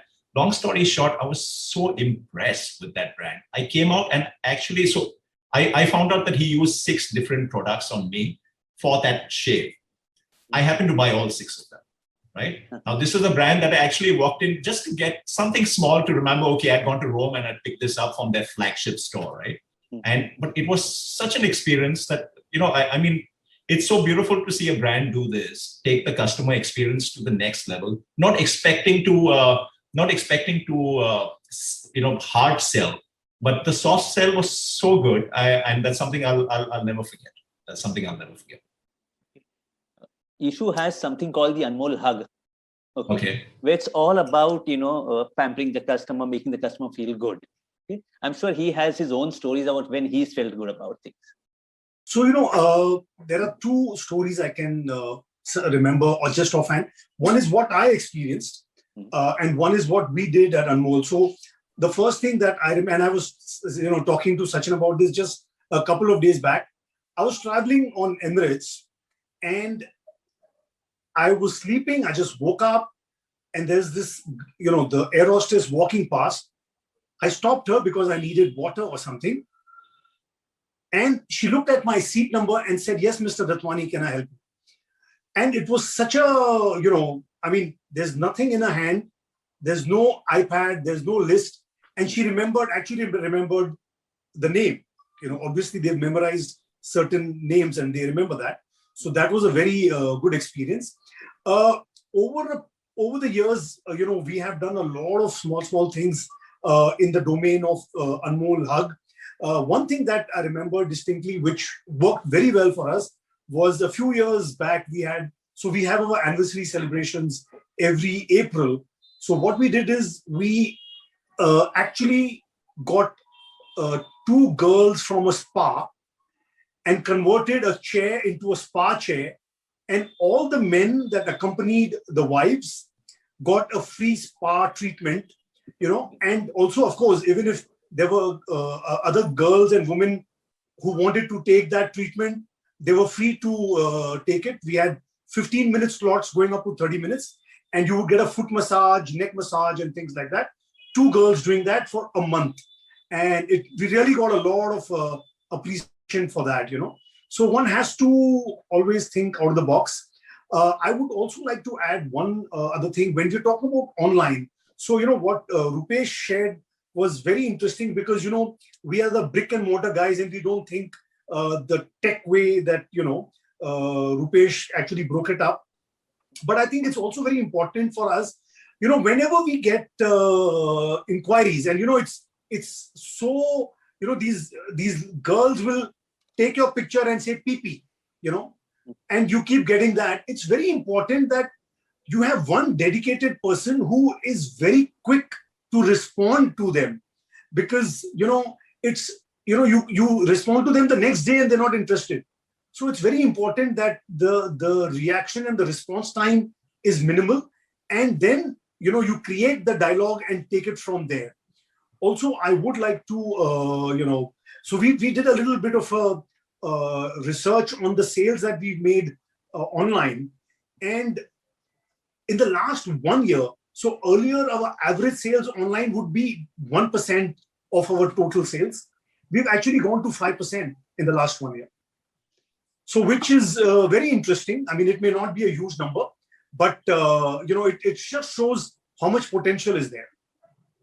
And of course, what has also worked in this 1% going to 5% is because, physical sales have actually come down because of the lockdown and things.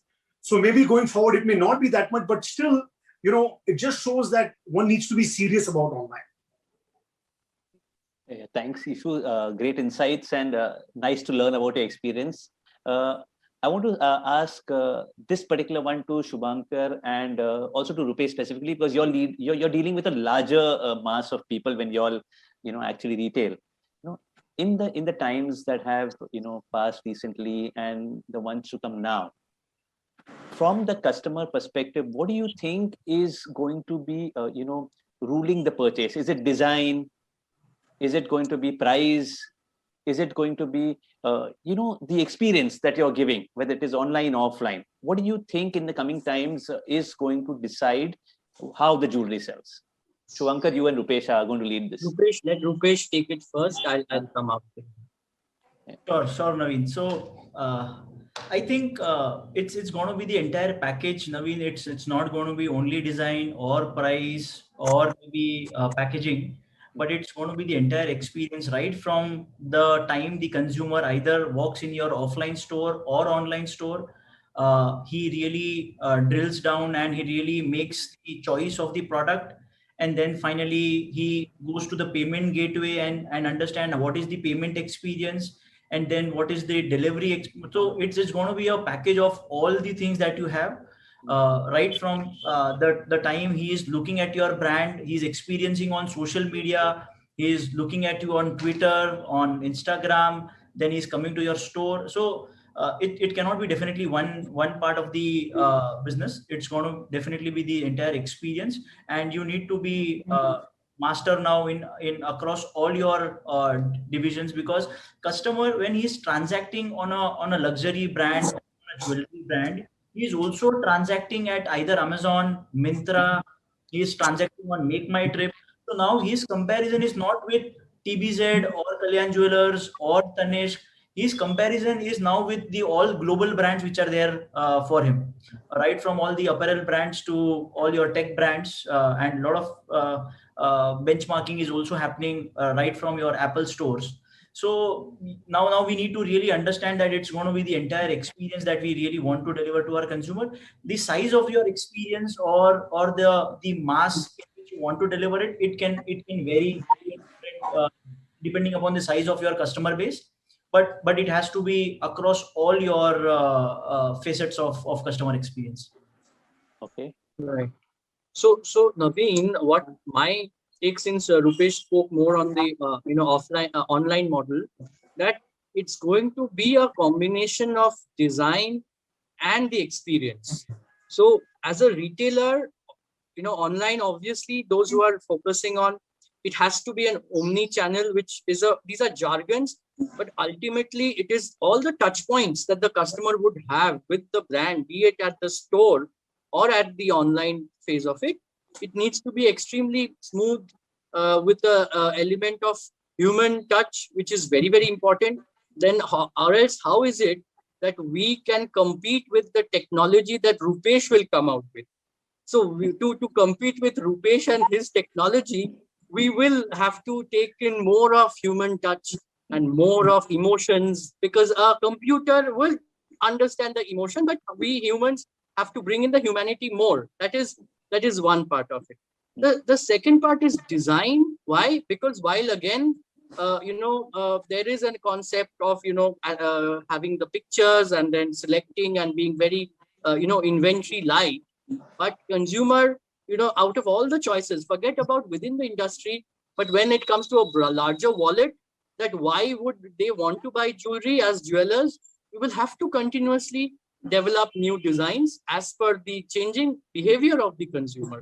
So like if we say today, I personally feel that consumers are just getting into depression, anxiety, all kinds of a negative form of emotion due to the COVID. We have all gone through our negative emotion. So as a jewelry brand, we need to create happiness, joy, a kind of a relief from the negativities of the world, that you live life large. Feel and good. You buy, and whatever money you have, you wear your jewelry, you show it to your friends, you talk about the good things in life. We kind of forgot about all those things. So jewelry has always been associated with happiness, with auspicious occasions.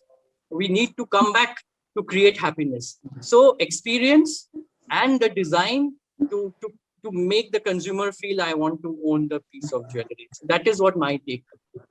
Shuvankar, like you're saying, experience and design, and so is Rupesh saying. I'm sure somebody, even Ishu, would talk about design, and so would Ashraf.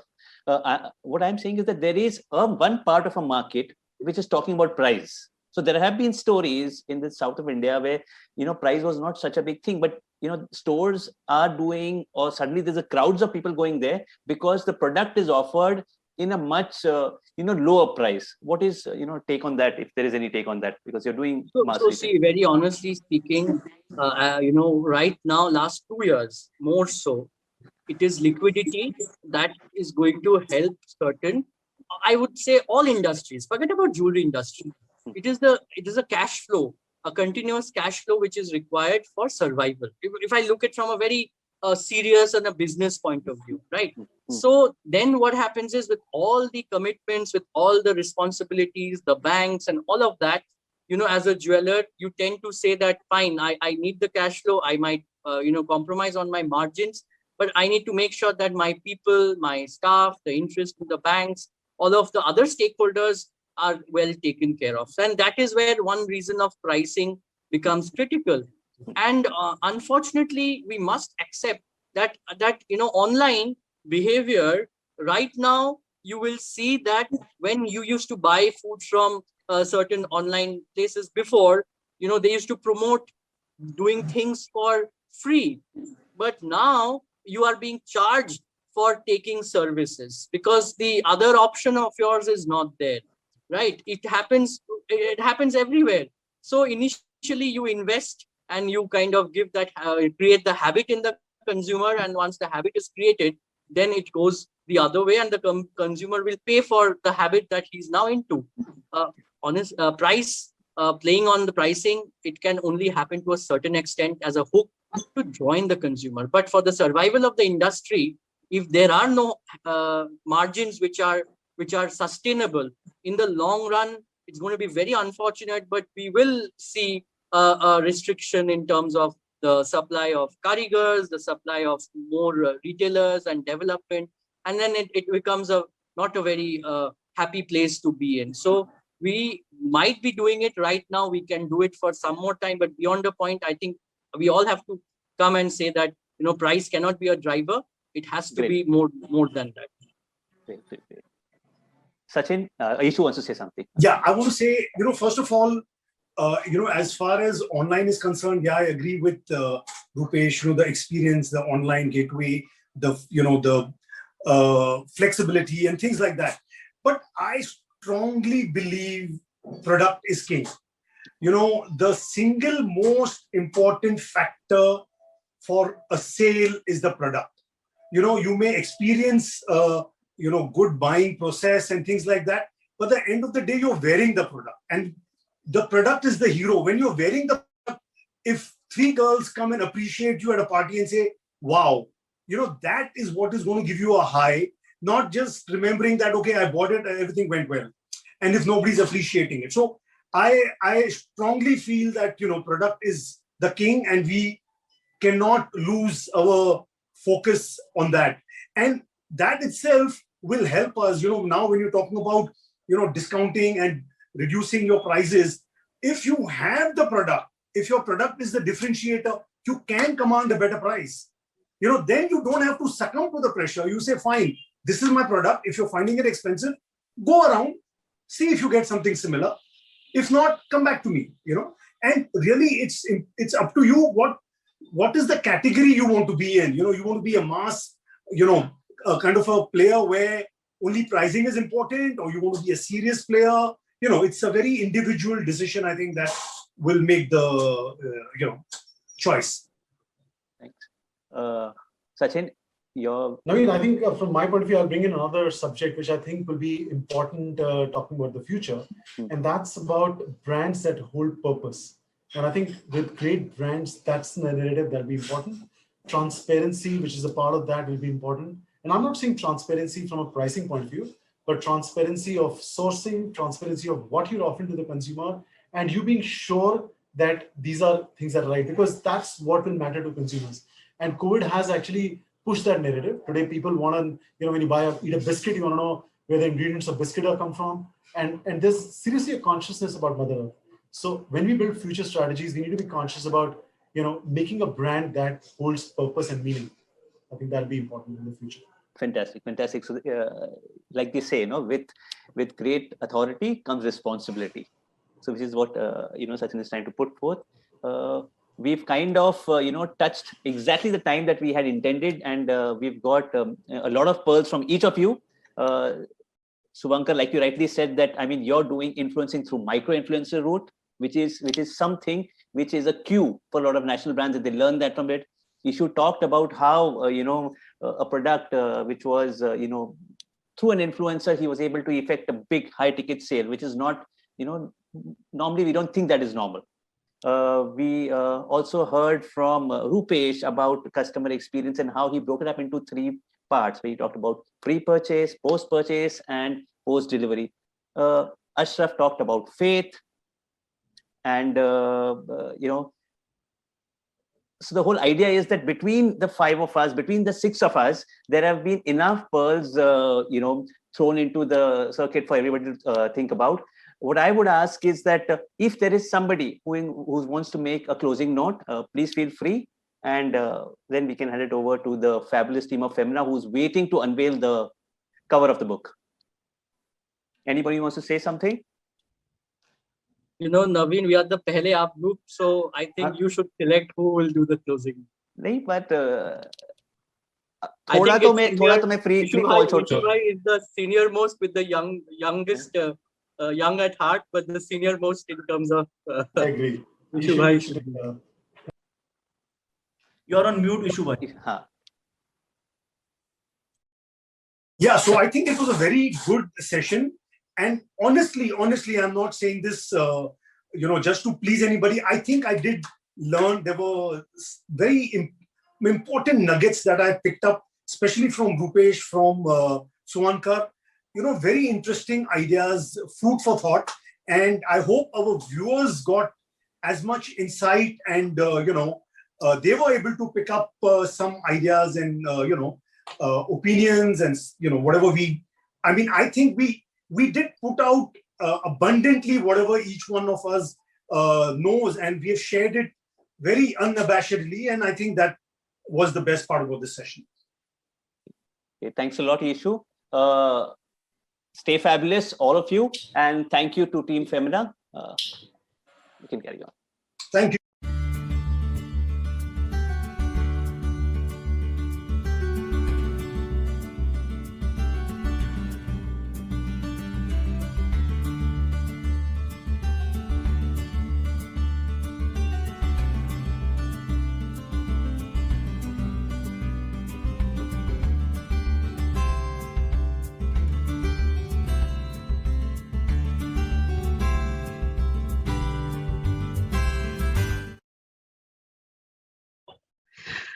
Thank you so much, Naveen, and thank you so much to all of our speakers. I must admit one thing for sure is that it was nothing short of a masterclass, because we never get to hear this side of the story, whether in terms of what is it that you managed to do in order to pivot your business, or for that matter, how you managed to move on towards influencer marketing. What were the brand ethos that went inside in order to choose the right influencer, or for that matter, stories from your drive in Tesla or your stories in Rome. Everything, what I do realize is that our attendees managed to take away some interesting lessons, because the founders, the owners, the entrepreneurs that were featured in the panel did not just talk about their learnings that were just with regard to the jewelry industry.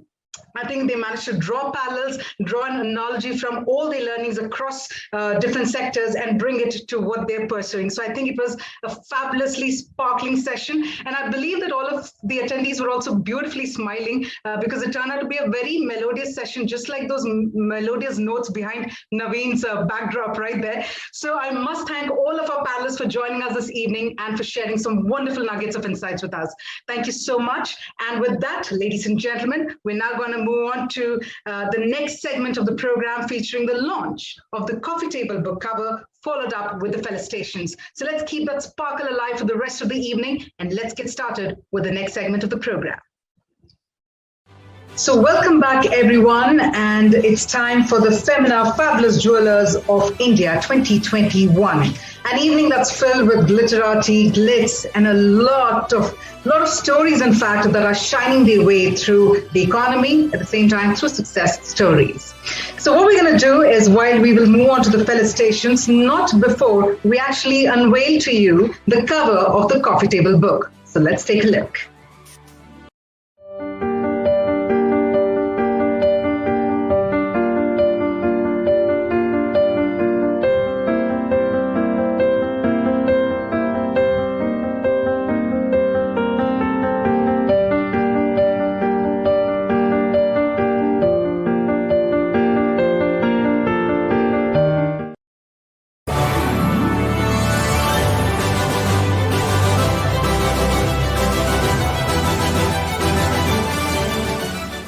And on that wonderful note, it's time to march ahead to celebrate the success stories of the fabulous jewelers of India for 2021. We're talking about the stars of the new normal. So let's get the felicitation started with the first name for the evening, as we go in alphabetical order, Akarshan Gems, where each piece is handcrafted with fine workmanship and creativity around gemstone strings, gemstones, natural fancy colored diamonds, and natural white colorless diamonds. Ladies and gentlemen, Akarshan Gems. Hi, I'm Shweta Pathak, brand owner Akarshan Gems and Jewelry. I'm really thankful to Femina for considering us for Fabulous Jewellers of 2021. At Akarshan, we believe it's the divine power of attraction that these real gemstones, natural fancy color diamonds, and these elements, this precious metal nature has to offer us. And we believe in making use in such a way that there's a mindfulness behind creating each and every pieces. We are catering to a very niche segment. We only create pieces with a story, with a thought behind it. And that's why in such a short span, Akarshan is able to make a niche, a mark for itself in among the top brands in India. We have been positioned and acknowledged and recognized in many platforms. And I think it is because we believe in what we are doing. Our ideology has not changed, and we have considered ourselves to be lucky that we are able to sustain ourselves with a similar thought. And what Akarshan is doing is, Akarshan is all about creating beauty. We want to create beautiful bespoken pieces. We want to preserve the craftsmanship. We want to create the handcraftsmanship, as it is, each piece is handcrafted with little imperfection to the perfection. It's wabi-sabi, but it's rare. So each piece is one of a kind, bespoken and beautiful. Thank you so much, Femina, for giving one more feather in our cap, and I'm really thankful. Thank you.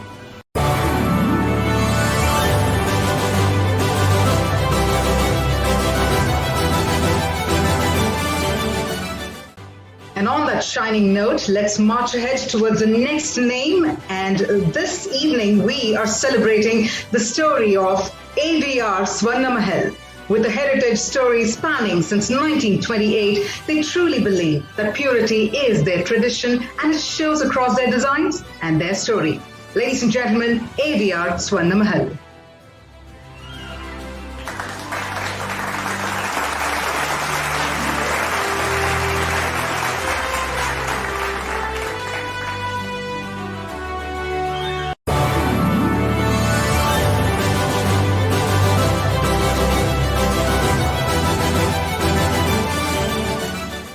And on that golden note, let's move forward towards the next name that comes forward with a vision of breaking the myth that diamonds are only for the rich. We're talking about Candia by Kalyan Jewellers. I want to really thank Femina for inviting us to the event and providing a virtual platform to showcase the new innovations in jewelry designs and discuss the challenges and opportunities for innovation in this industry. The pandemic has really impacted the entire jewelry industry, but we are seeing a strong customer support and demand as the restrictions are being lifted in the various parts of the country, and even the wedding and festive seasons are nearing by. We are glad to be associated with all the other esteemed brands in this event. The recognition received is a reinforcement of our vision to make online jewelry shopping experience better. Thank you.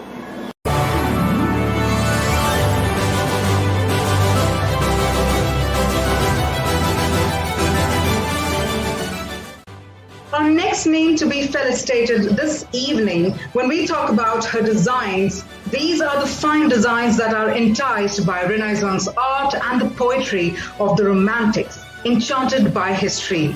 Ladies and gentlemen, let's hear it for Farah Khan.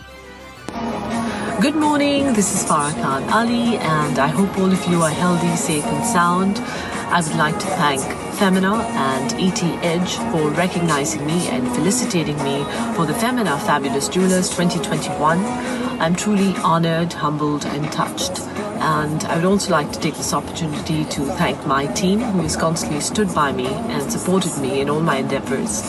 Thank you so much. Love you all. Thank you, God. Thank you, my parents. Thank you, my children, also for supporting me. Have a great day. Bye.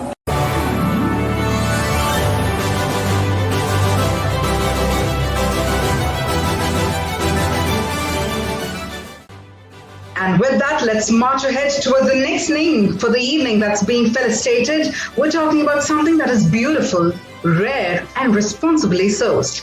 Well, I'm sure you guessed it right. We're talking about Forever Mark. Hi everybody, my name is Sachin Jain. I'm the Managing Director for De Beers India. It gives me great pride that Forever Mark has been featured in the Femina Fabulous 2021 coffee table book. Forever Mark is a diamond brand from the De Beers group of companies. We bring an extremely rich heritage of over 132 years in the business. Every Forever Mark diamond comes with the promise that these are beautiful, they're rare, and they're responsibly sourced. Every single diamond has a unique inscription number on the table of the diamond. And while we bring these diamonds, it's not just about the bling, it's also about the pride that we get for every consumer, that when they wear this bling on their finger, they know this diamond has done something good. And this is what we call as building forever. That at any time in your life when you look at the diamond, you can look back and be positive and certain that somebody's felt good or made somebody's life better with these diamonds.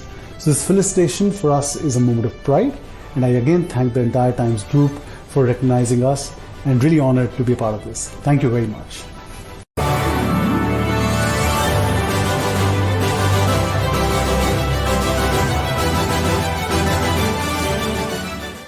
You know, they always say that when it comes to gemstones, diamonds, jewelry for that matter, they're always a girl's best friends. So I hope on that friendly note, let's also march ahead towards the next name for the evening. We're talking about one of India's foremost jewelry destinations, having an exquisite collection of jewelry in gold, diamond, platinum and silver, founded in the year 1964. Ladies and gentlemen, let's have a shining round of applause for GRT Jewellers.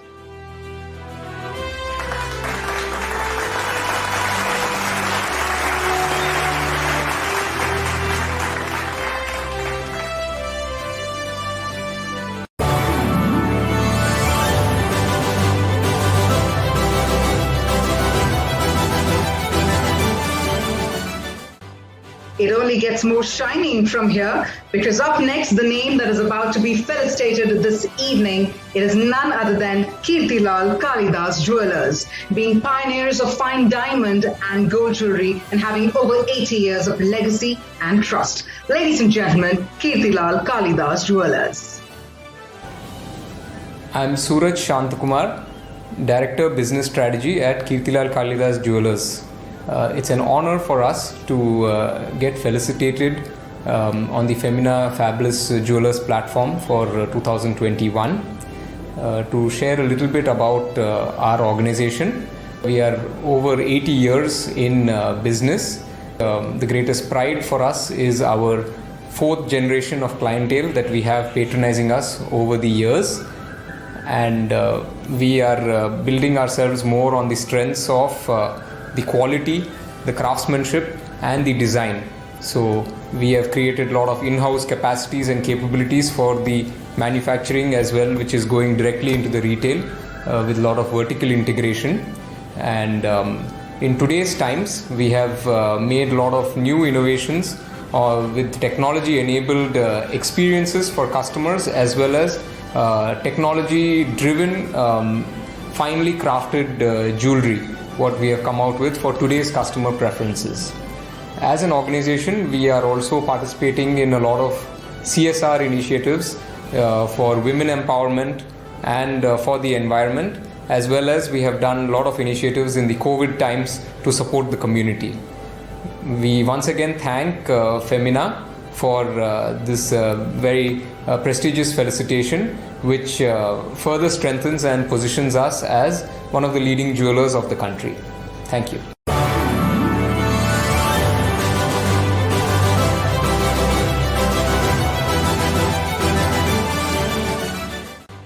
Our next brand to be felicitated this evening was in fact launched in 2005 and having presence with more than 3,500 outlets across 29 states and is one of the largest selling diamond jewelry pan-India.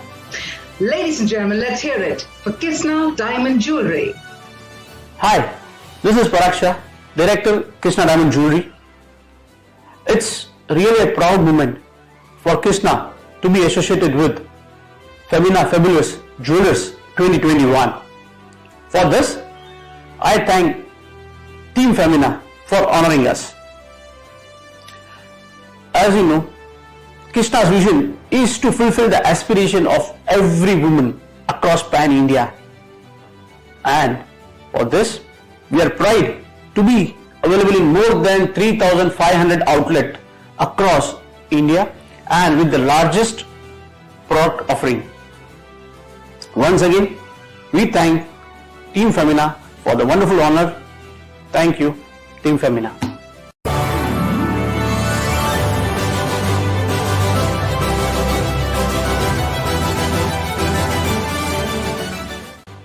Well, let me remind all our members of the audience, all our attendees, that we're still witnessing a very, very glittery and a beautiful evening over here as we felicitate the stars of the new normal. So with that, let's move forward and let's hear it for Senco Gold and Diamonds, a company with legacy for over 5 decades, the strength of the brand that lies in the meticulous craftsmanship. Ladies and gentlemen, Senco Gold and Diamonds. Good evening, ladies and gentlemen. This is Shavankar Sen, CEO of Senco Gold and Diamonds. My warm gratitude to the Femina and ETH team for having considered Senco Gold and Diamonds for the Femina Fabulous Jewellers 2021. You know, my greatest thanks to the team, especially in the last 2 years as we go through the COVID challenges, for their strong hard work and the strong support that they have been giving to the brand to take it forward, and for serving the customers in all kinds of situations in crisis. And also to my customers, that Senco Gold and Diamond, being an 85-year-old brand, over 3-4 generations have continued to keep their faith and belief in the brand, in our products, in our design, into whatever has been inspiring us. So thank you very, very much. I'm very touched. And such awards given by the Femina team, who epitomizes and embodies the thought of women of today and of every generation, and ETH with their great competence in selecting the best of performers have selected us. We are very humbled, and thank you very, very much.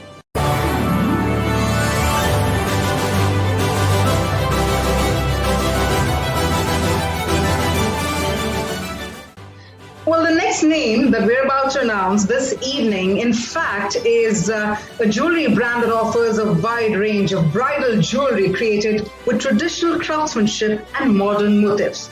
I think by now you would have already guessed the name that I'm talking about. We're talking about a division of the Titan company, none other than Tanishq.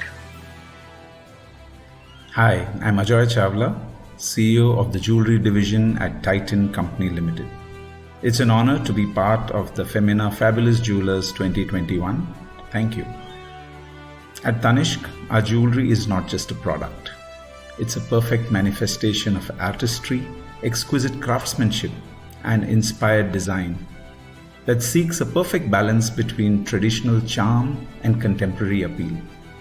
With over 350 outlets across 215 towns, Tanishq is India's truly national local jeweler, that offers not just world-class, warm and intimate service, but also a contemporary digital and omni customer experience. Thank you once again for including us and being part of this Femina Fabulous Jewellers 2021.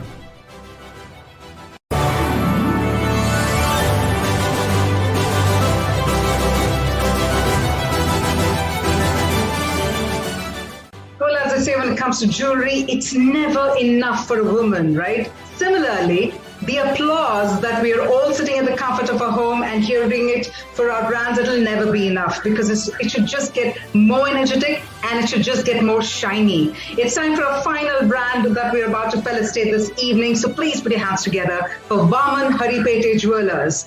The designs that totally fits your personal style, alluring and refined. Ladies and gentlemen, Vaman Haripete Jewellers. Namaskar. This is Ashish Pethe, partner Vaman Haripete Jewellers and chairman of GJC. I would like to thank Femina and ET Edge for recognizing Vaman Haripete Jewellers as one of the fabulous jewelers of 2021. I really appreciate this initiative by Femina, and this wouldn't have been possible without our team. I thank them for their continuous support and all the hard work that they put in, and above all, our customers who have shown love and faith in us for the last 120 years. Thank you.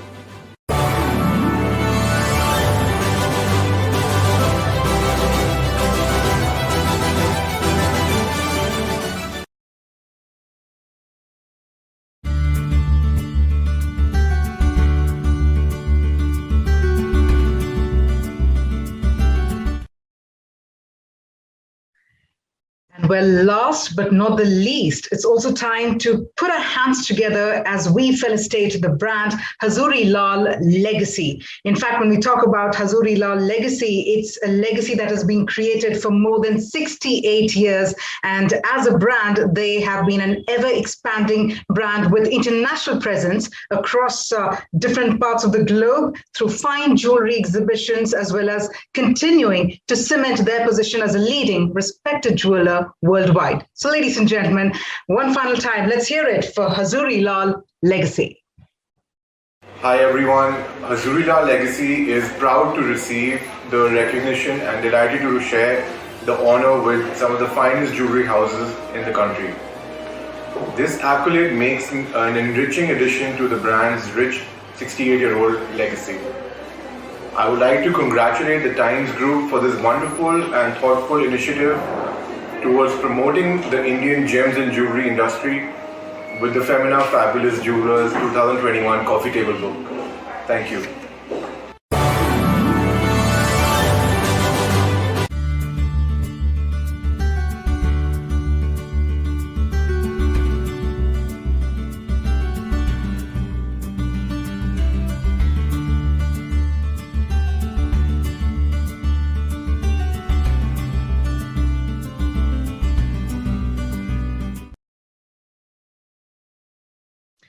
Congratulations to Hazuri Lal Legacy and the entire team, and congratulations to all the brands that have been felicitated this evening. In fact, I do believe that right at the start of the program, I did mention that every jewelry has a story to share. As I conclude the Femina Fabulous Jewellers 2021, what I do want to share is that the love story with jewelry only continues.